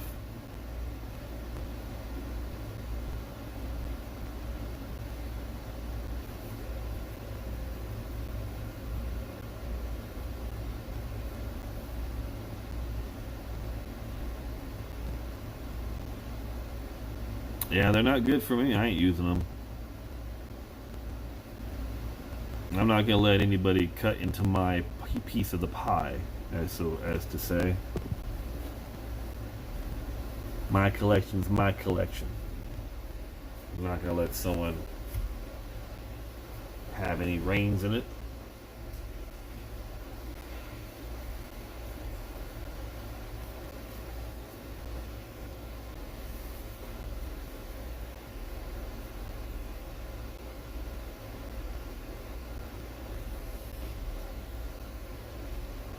Yeah, I was saying I might actually have a code for everybody next month in July for Beckett. So maybe I can my rep at Beckett will be able to hook me up with a code that I can share with everybody to give them a little discount on some stuff.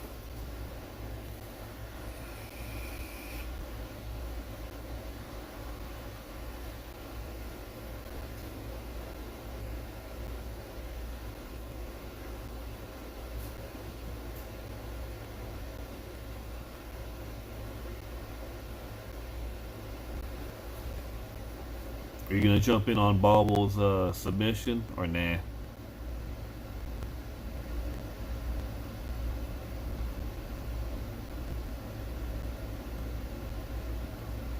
Because PSA don't care and they got your money. That's why.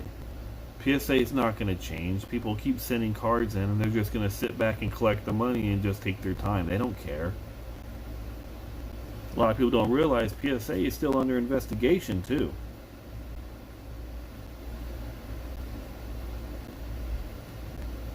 Yeah, I don't know if it's gonna. I'm not sure if it's gonna be BGS or it's just gonna be Beckett authentication and encapsulation. I don't know. I'm gonna find out from him and find out exactly.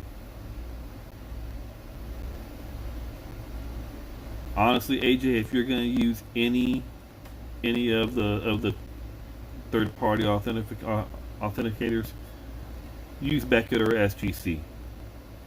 PSA, I'm still waiting on stuff from December to come back. And that's for PSA DNA. I'm still waiting on stuff from PSA grading to come back since January, February. And that was in a bulk submission, and I still haven't gotten that back. So, honestly, I wouldn't even touch PSA right now. Go to SGC for grading. Go to Beckett if you want to like authenticate an autograph, because SGC they do not certify raw autographs anymore. They will do grading on autographs that are certified by companies but not raw. If you want your cards done raw from anything, go to Beckett. They do it there. I use SGC for grading. I use Beckett for my authentication. PSA, I'm pretty much done. I did send a couple cards to my buddy who does a submission with him, just because he's been good to me. I don't want to leave him hanging high and dry. So I did send him like 6 or 7 cards. Other than that, I don't mess with PSA at all anymore. And to me, like I was saying earlier, I think PSA out of all 3 of these slabs has the worst looking slab. In my opinion, I think Beckett has the best slab, and then SGC second.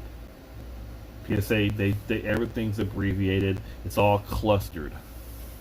I don't like that.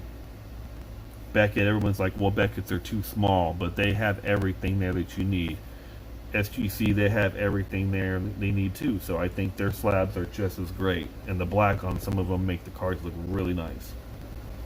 So, if you're going to go with anybody, don't go with PSA. Plus, they just raised the prices, if I'm not mistaken, too.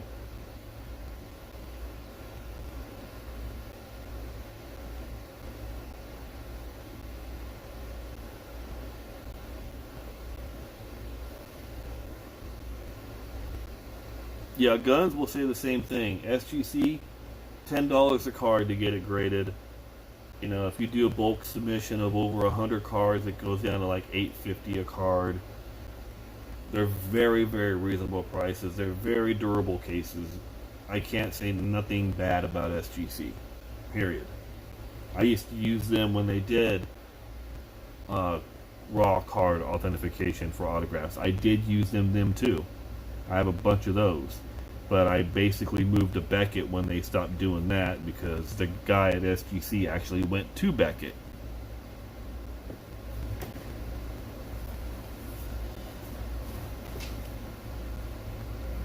But if you have memorabilia that you want to get certified, SGC still does that. They still do jerseys, balls, hats. I mean, they still do that kind of stuff. They do memorabilia still. At least I think they still do.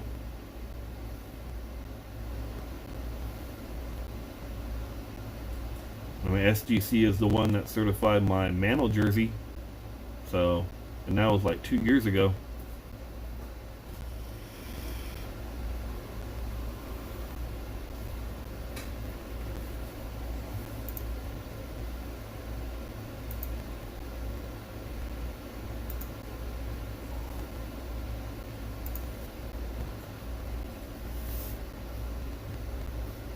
Just gave Guns the wrench. Promote your channel if you want, Guns. Go for it, man.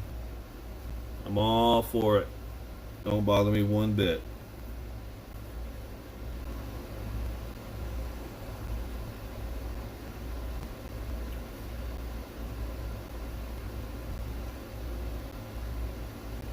And yeah, Guns, if you're ever gonna come down this way, man, you gotta hit me up.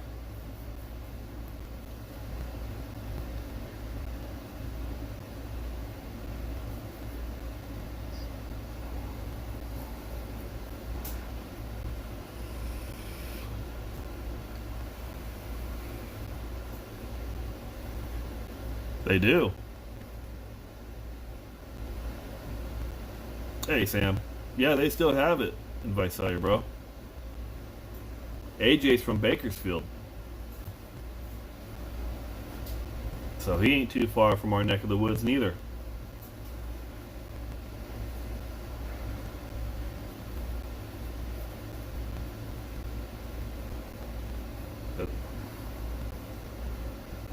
Yeah, they still got the shop. They moved down the road.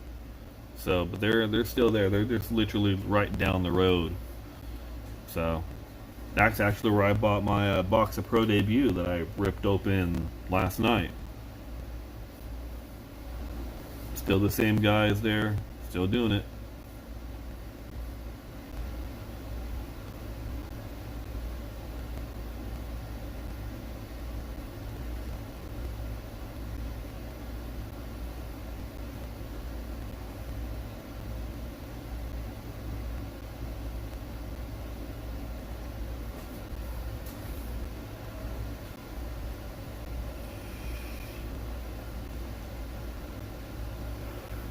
Yeah, that guy shut down, I want to say maybe 10, 15 years ago. Oh, wait, no, the one downtown. Oh, yeah, I know. He shut down a long time ago. We used to have two of them, and one shut down over 20 years ago, and the other one shut down maybe 10 or 15 years ago. Old white guy. Oh, okay, yeah. I know exactly which one you're talking about. Yeah, no, he shut down, I want to say, probably 10 years ago. So we don't have one now. But we do have one in Visalia still.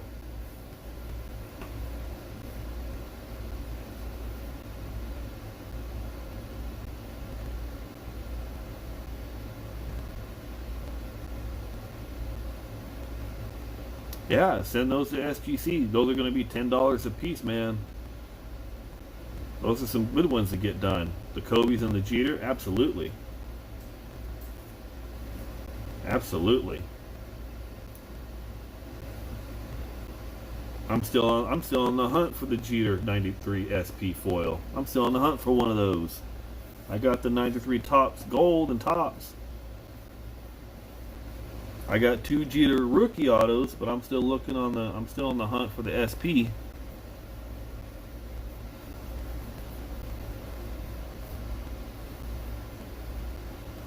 Oh yeah, no, there's plenty out there, but the prices on them ain't the cheapest, man. Even raw. Hell, raw, they're still fetching $200-300 raw.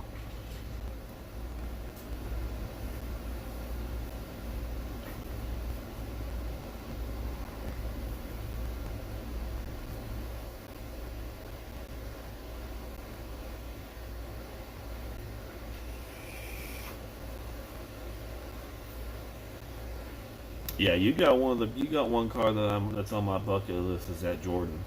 I gotta get a Jordan eventually, man.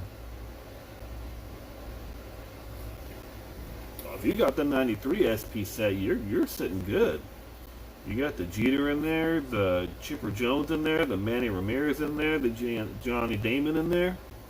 Oh yeah, not including the stars of like Griffey and them. Oh God, yeah.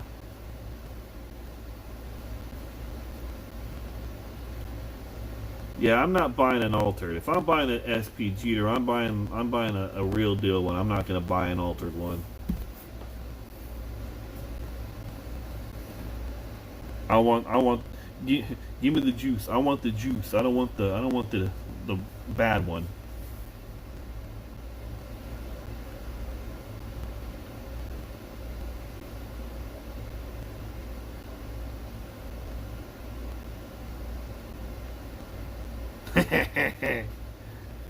Kevin McReynolds. Wow, I haven't heard that name in a long time.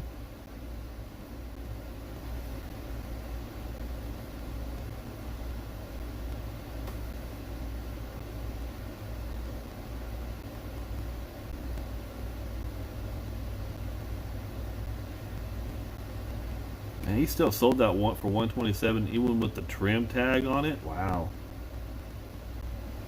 Yeah, some people will just buy anything. I wouldn't have touched it.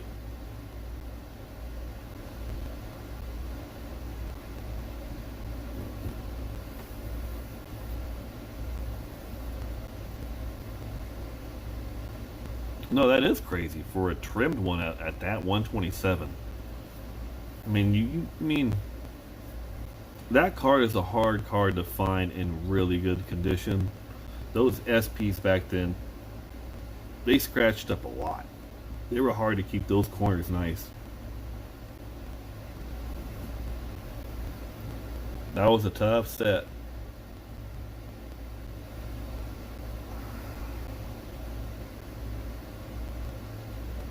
Exactly, a 5 or a 6. I'd be happy with a 5 or a 6 just to even have one.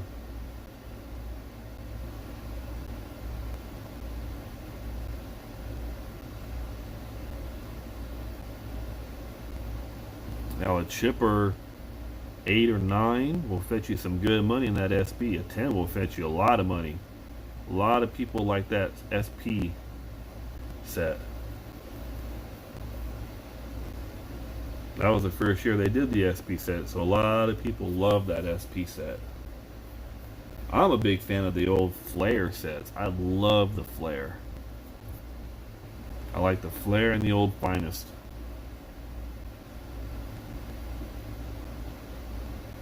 Yeah, those SPs have can get service damage real bad. They were hard to keep clean. It's just that chrome look into them, the shine and the way the grain of them are. They were hard to grade. The flare are nice. Those right there are really nice cards. They were ahead of their time, I thought. The rainbow to them, that's just a lot of ahead of their time, just like the old finest was ahead of their time.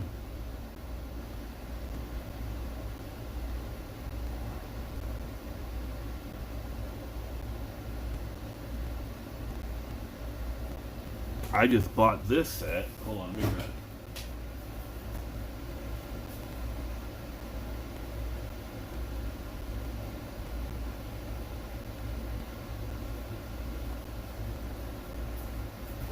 Like I just bought this whole Topps Finest football set. I bought Series 1 and Series 2 of the 95.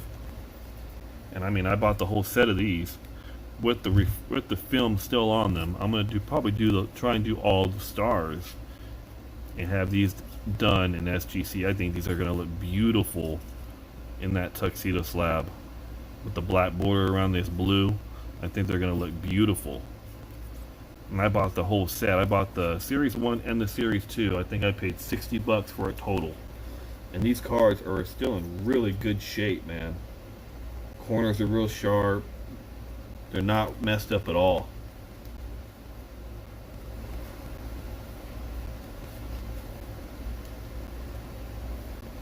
Yeah, they did stick together. I remember them doing that. A lot of the '90s stuff did. a lot of that '90s stuff. That it was like the I don't know what the gloss they put on those, man. Just like those '92 Fleer Ultra. God, those things stuck together.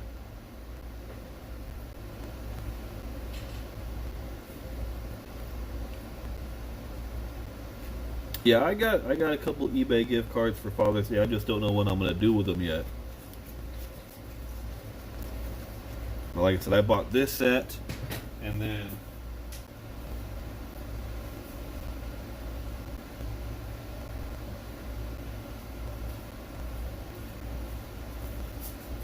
these cards I always loved as a kid. The old '93 black gold. These were really nice ahead of their time too. And I ended up buying the complete set of these, all 44 of them.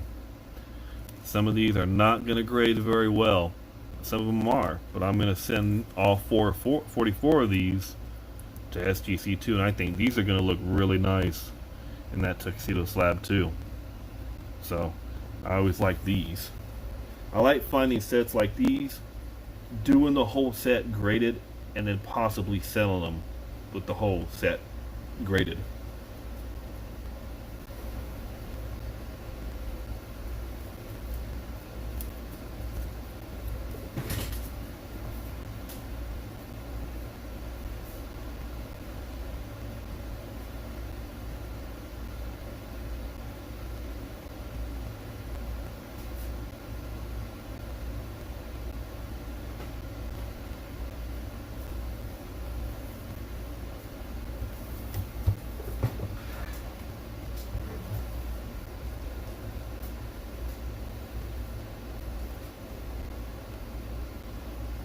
No, I did. I paid $20 for all 44 of those cards. I paid $20 for that whole set, all 44 cards, and I'm not picky on the centering. I was kind of hoping some of them were going to center better than others, so it was kind of like a crapshoot. But for the price I paid for all those, I'm 20 bucks in, and then if I get all 44 done by SGC, that's another $444. So I'm in at 460, 460, 470. If I'm able to get the whole set done and maybe flip it for, I don't know, 500-600 bucks, so be it. I thought it'd be kind of a cool set to get completely slabbed and graded. You don't see that. You'll see one or two like of the big names, Griffey and Bonds and stuff like that, but you don't see them. You don't see anybody doing the Joe Carter.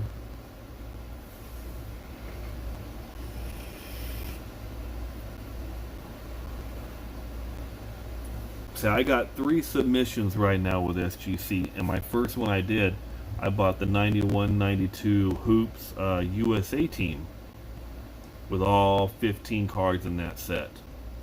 And I sent that to SGC. I only paid like $10 for all those cards, so I ended up paying $10 for those. I paid another $150 to get them all slabbed. So I'm in it for 160, and if they come back with some 8s, 9s, and possibly 10s, I'm definitely going to make my money back on that.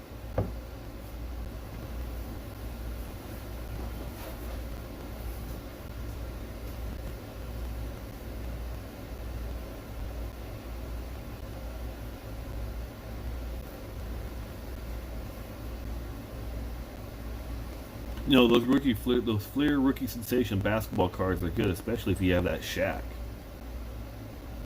Like I just bought this Shaq today. Well, I bought it the other day, and it finally came in. You'll remember this, guns. Look at that. Look what this card came in. Remember these bricks? Look at that.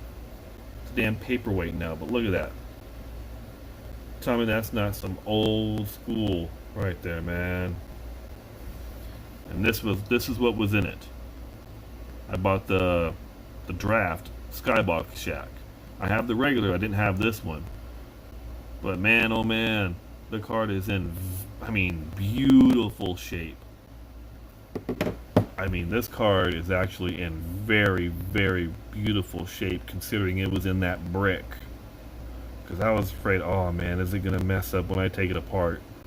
But no, it actually came out beautiful. So that's going to be going to SGC. But yeah, no, these bricks are funny. I like that. I used to sell my cards on eBay, but I'm tired of their fees. They take way too much. I'm tired of eBay. So if I sell anything, it's going to be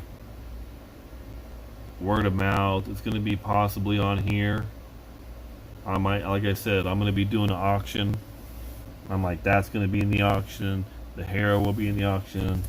I got some more of these. I got a K-Line I'm going to throw in the auction. A Mazeroski, a Bagwell. I got cards I'm going to throw up in an auction one night. Stuff in that box right there. Because I'm tired of having to deal with the eBay fees, man.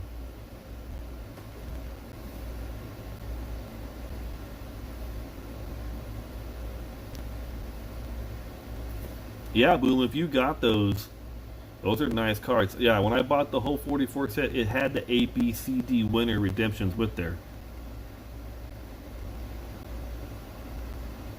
Well, like I was saying earlier, I buy guys, I buy Hall of Famers that I don't have until I get one of their rookie autos.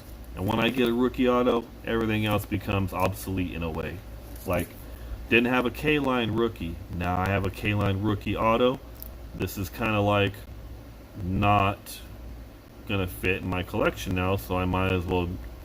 I don't really need it. I have two Bill Mazeroski rookie autos, so I don't mind parting with this one. I have a couple Bagwell rookie autos, so this one's becoming obsolete, so I don't mind getting rid of it. I have the 64 Necro. I had the 65 to suffice for them, but then I got the 64, so this one now is a suffice. I don't need it. And then I got this Beckham because I didn't have one at the time of him in a Giants uni, but then I did get one of them, so this one I'm don't have no problem parting with. It's just one of those things. Like if I don't have a rookie auto, I'll grab an auto of that player until I do make one, or until I do get one, I should say. That's why I'm going to get rid of the Maurer, because I have a Maurer rookie now. The Hero, I have two of these. So one I don't mind parting with, and one I'm going to keep.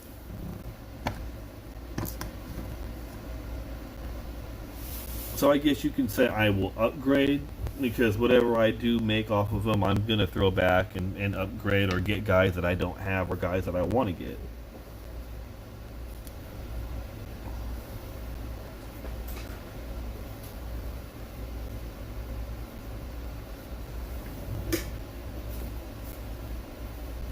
I do have a list of like Hall of Famer guys that I need to get rookie cards of, so I always go down the line and do that. Yeah, I actually do have. I have two Manning rookie. I have two autos. One is a rookie. Hold on, I have it actually right here.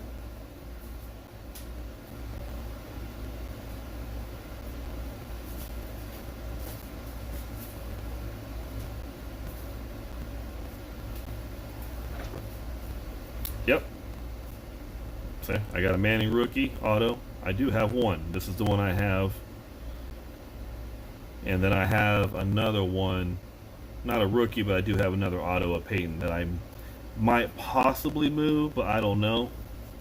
I am a Manning fan, so it's kind of hard to maybe give that one up.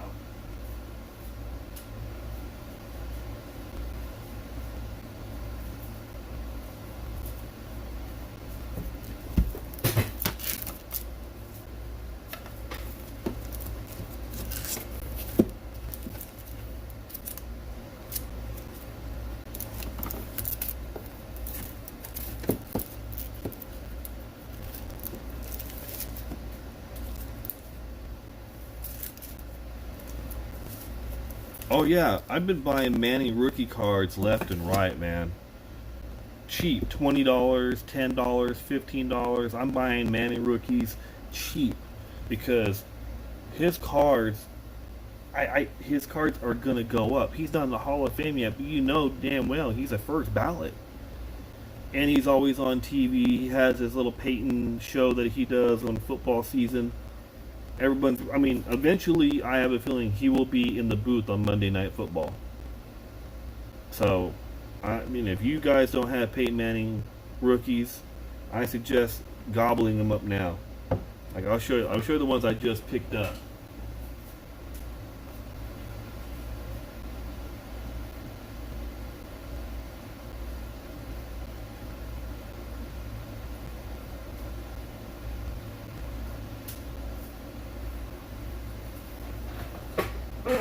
Nationwide, exactly. Like, I like finding some obscure paint mannings. Like, I like this one, the old Pacific Revolution. The shine is really nice on that one. I got the EX201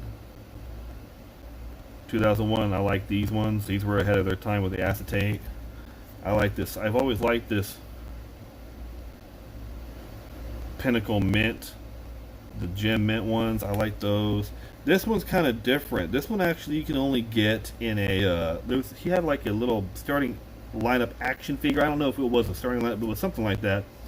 But this was it's a different variation. It came in these top action flats. It's not the regular rookie. It's not the season ticket or the season opener. It's a different one.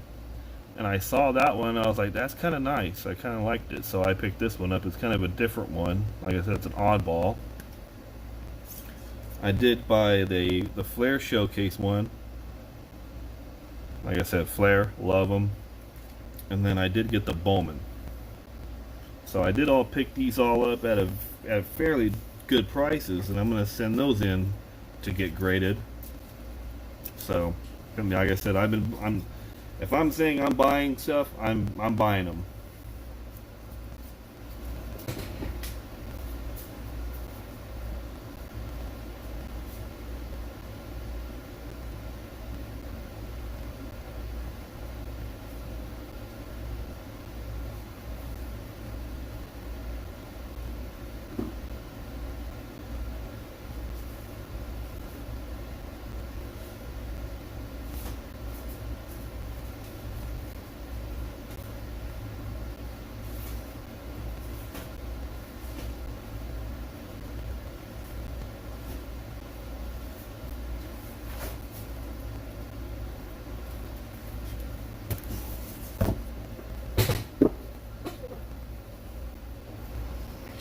You're probably thinking the Encore, the Upper Deck Encore one.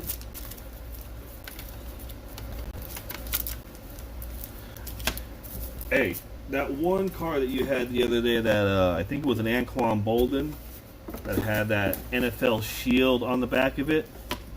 Yeah, this is where they got that design, bro. So that design's been around for a little while. They actually had this design back in '98 Playoff Prestige. And what's funny, I found this on eBay. It's only an 8, but guess what? This is the only one that's ever been graded. This is a Pop 1. There is nothing graded higher. There is nothing graded lower. This is a Pop 1, and it's an 8. So there's no other ones of these graded, which I thought was weird. So when I saw that, I had to grab it. A Pop 1 of this card. I've never really seen this card, and it's beautiful with the die cut and everything. And then when I saw your Bolden the other day, I was like, hey, that's the exact same design that they had back then. Yeah, I'd never seen this card neither till I saw it on eBay. And I saw that and I was like, oh, dude, I gotta grab it. Pop 1? Nothing graded higher, nothing graded lower. There's only one of them in the slab. I had to jump on it. I couldn't believe that.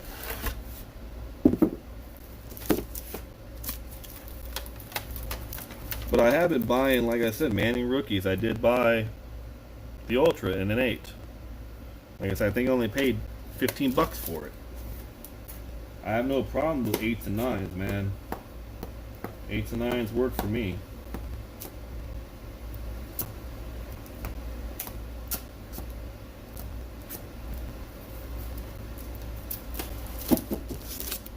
Yeah, exactly. Yeah, I see. That's how much I paid for that.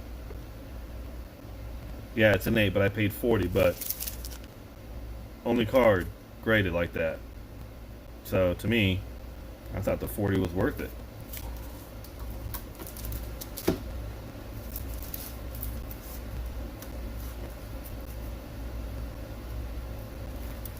Oh yeah, Eli's a Hall of Famer. Eli is definitely a Hall of Famer.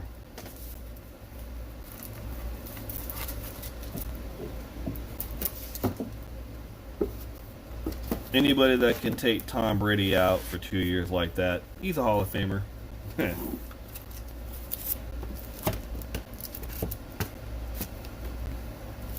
Exactly, the Brady killer. See, you'll like this card, Guns. Orion. He signs through his foundation, so I actually bought the card for like $150 on eBay. In decent shape, so I had to get Orion, dude. Always love that card. But I think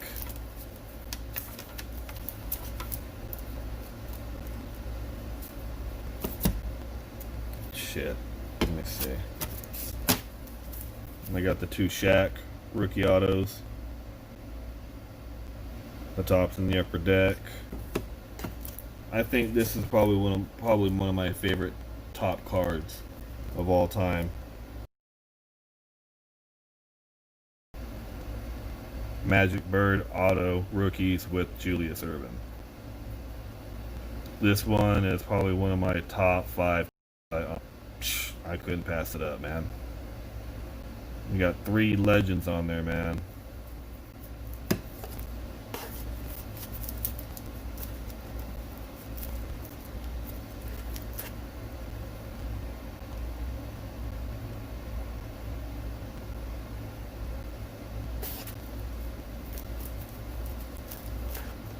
Oh, I don't know.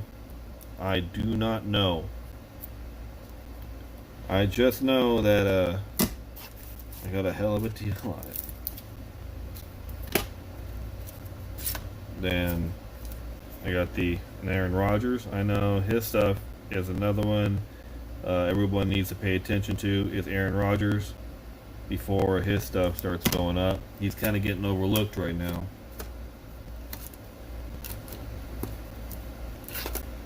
Yeah, see, told you. The Jeter. Yeah, no, I think Aaron Rodgers is getting extremely overlooked, guys.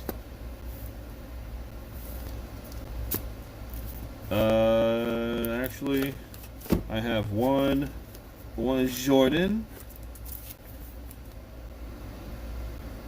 That's the only Jordan I have, man. But it's 2 of 5. But the auto was a 10. It's not the rookie like you got, but yeah, I gotta get your Jordan rookie. That's a bucket list for me.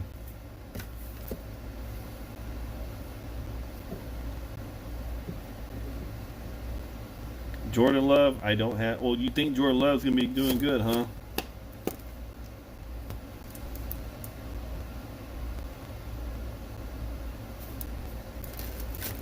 Never heard of Cardboard Chronicles. Don't know what that is. Oh, I was just talking about him earlier today. You need to start grabbing the pool holes too, ASAP, before he calls it a day. You definitely need to start picking up some pool holes. For real.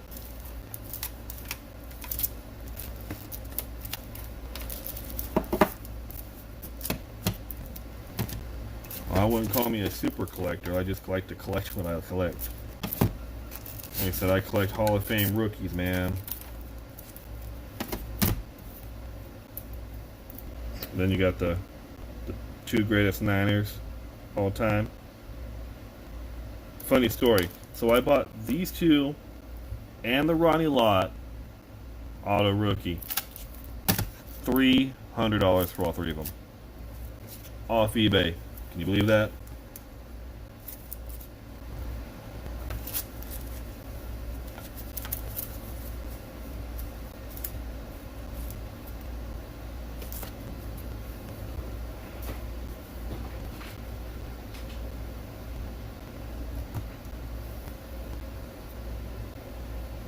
I bought this for my buddy who lives down south in LA, actually. I had to have the Griffey. I mean, it sucks that it's in black, but love this card. You know, when we were kids, we all wanted the Griffey. Who didn't want the '89 Upper Deck Griffey? This is like one of those cards where you're just like drool over when you were a kid. I remember in Beckett when it was like $20, and that was like $300 to me at that time. I was like, oh my god, $20 for that card, man.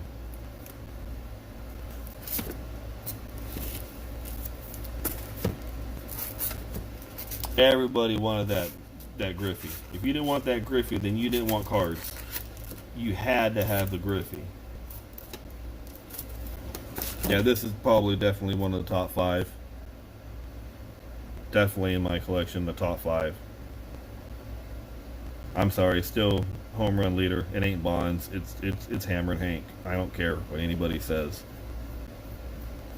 Bonds was a Hall of Famer before he did the roids. He didn't have to do it.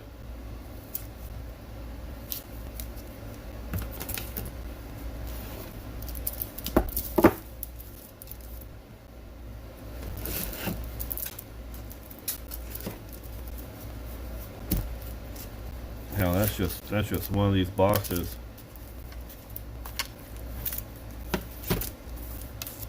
What other ones haven't you seen in this box yet? This is funny. I bought this card literally like 2 months before he passed away because I didn't have a Kobe. I didn't have a Kobe in my collection, and I was like, you know what? I need to grab one.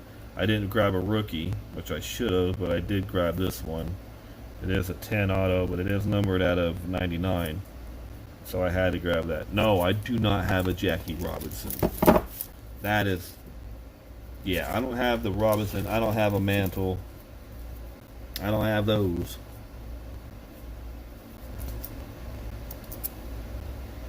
That'd be nice. It'd be nice to have the Jackie.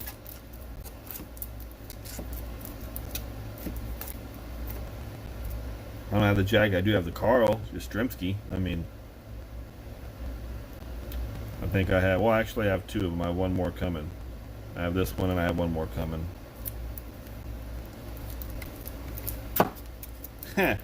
This is probably one of the best buys I ever got. So my buddy of mine was selling this to me. He sold it to me for $40 a couple years ago. I bet you wish he had it back now. I have seriously contemplated on selling this. I have, because it is autographed. So I have seriously thought about it. The more and more I have it, the more and more I'm like, no. I like Giannis too much.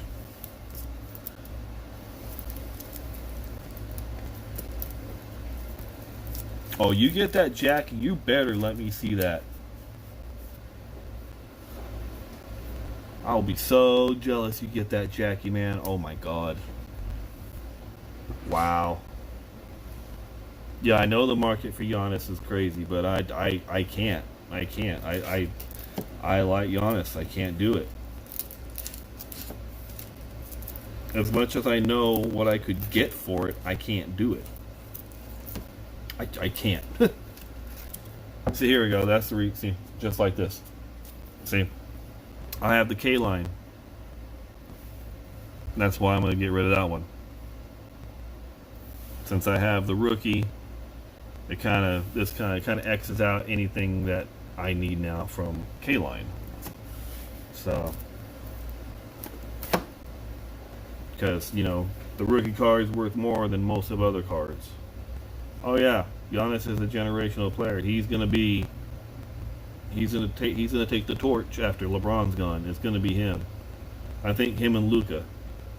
I don't know why people drool over Trae Young. He leads the league in turnovers. You guys, he makes crazy 3-point shots. Yeah, big deal. That's how the league is now. I miss the old 90s when the scores were 89 to 92. That was like a high score. When they played defense, they don't play defense no more. Trae's all 3 points. He leads the league in turnovers. Why is he so important? He's not. I don't get it. I don't get why people drool over Trae Young.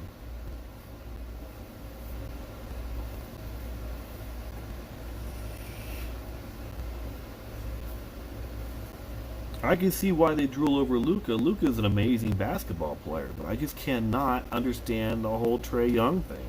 I can't. I'm a Damian Lillard fan. That boy don't get no love. He's amazing.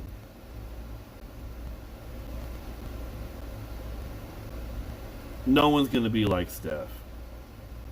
Steph is going to go down as probably the greatest three-point shooter of all time.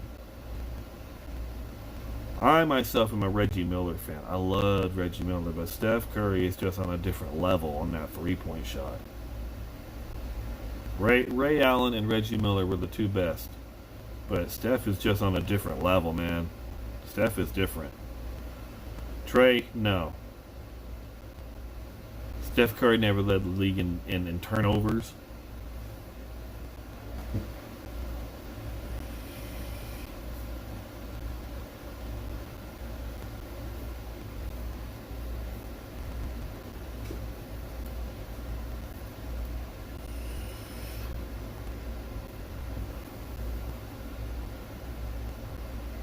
Alright, well, since Gorilla isn't going to get on tonight, I won't rip this pack open, but I think I'm going to call the night, boys. It's 10:30. I'm going to call it a night.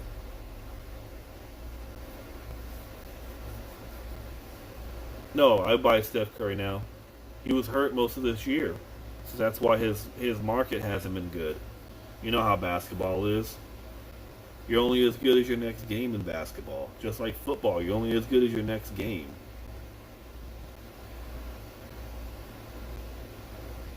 So, yeah, now's a good time to buy Steph. I have two Steph Curry autos. I have a rookie and a different one done. I have two of them. I mean, Steph Curry, yeah. If you don't have one, now's a good time to grab one while the market's probably low on them. I agree with that, definitely. I agree with that. I agree with that with Durant. Him not playing. That's another guy I don't have a rookie auto of, is Durant. I have an auto, but not a Durant rookie auto.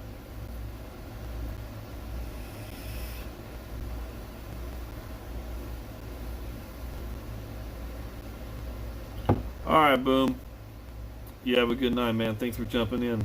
I'll probably stream tomorrow. Man, I'm on it.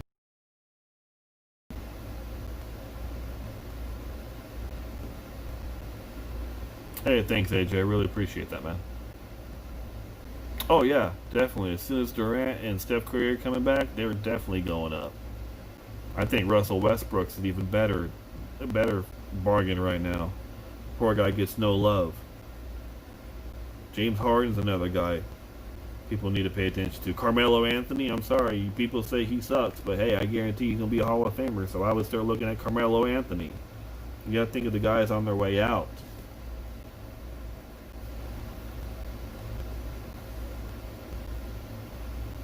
I think Chris Bosh is a good one. He'll be a Hall of Famer soon, too. I mean, you got to think of the guys, you know.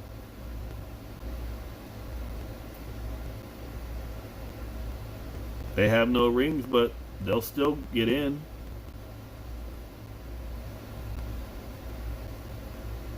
John Stockton, Karl Malone don't got no rings, and they're in. Reggie Miller don't got no ring, he's in.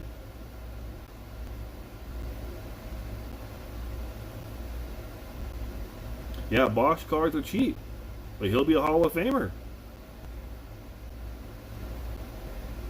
Dwayne Wade cards, they're not cheap, but he'll be in. His cards are going up. People caught on to Dwayne Wade. Vince Carter cards are cheap. I would jump on. I think people need to pay attention to Vince Carter. I've been buying Tracy McGrady rookies. I've been buying Tim Duncan rookies. I've been buying stuff like that. The next guys, the next tier. That's how I am with baseball. I always look a couple years ahead of time of guys who are going to possibly get in the Hall of Fame, and then I'm like, oh, okay, I need to jump on them now before they get in. That's why I got David Ortiz rookie auto before, because he's going to get in. I got Curt Schilling 2 years ago before he got in. I got Larry Walker 2 years before he got in. Guys who I think could get in or possibly are on the cusp, I still get them, like Todd Helton, Fred McGriff, guys like that. who I'm like Omar Vizquel. He did a private signing not too long ago at $20 a card. So guess what I did? I bought all of Omar's rookie cards, every one of every different one, and I got them all done of Omar Vizquel. Plus, I'm an Indians fan, so I'm kind of biased. See, I mean, I always look ahead like that. I'm not looking of who's hot right now. Like I said earlier, invest in proven, don't invest in possibilities. Everyone's like, oh, Zion's the next coming. No, you know who Zion reminds me of? Antonio McDyess. All the potential in the world, just couldn't stay healthy. That's why I think John Morant will have 100% of a better career than Zion. Ja's built more for the longevity of his career. I don't see Zion doing that. Give me a rookie, give me a Hall of Famer before you give me the next big thing. I mean, like. Now here's a good example. Would you rather have a Lamar Jackson rookie auto right now, even though he won an MVP, or would you rather have that? Who's proven won 2 Super Bowls, one of the greatest quarterbacks of all time? You pick. Go ahead, go pay $500-$600 for your Lamar Jackson right now. I'll sit back and buy these for $200-$300 a piece every day, all day.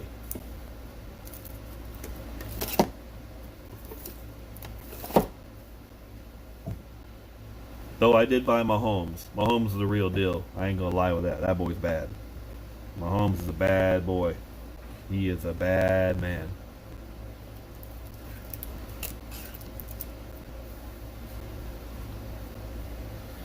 Alright, guns, I'm out, bro. If you want to email me, man, look at my about. Email me, man. Keep in touch that way. I'm down. Give you my number. You can text me anytime, bro. Oh, absolutely. Mahomes is like Giannis now. I totally agree with that. Mahomes is going to carry the torch for the next generation of football players. If you go to my page and go to my about on there, my email will be there. My email and my eBay. Well, I don't have nothing on eBay except for one thing. But if you go there to my about, on the top, you scroll over, it says about. My email will be there. Just hit me up, bro. Hit me up. I'll give you my cell phone. We'll just keep in touch that way. It's a lot easier. I'll text you, bro. Talk to each other into buying stuff. Get our strategy going since we kind of think alike on it.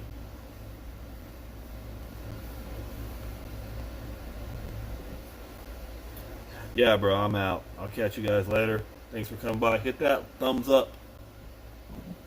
Gotta let YouTube know they like this shit. So, alright, man. I'm out. Later.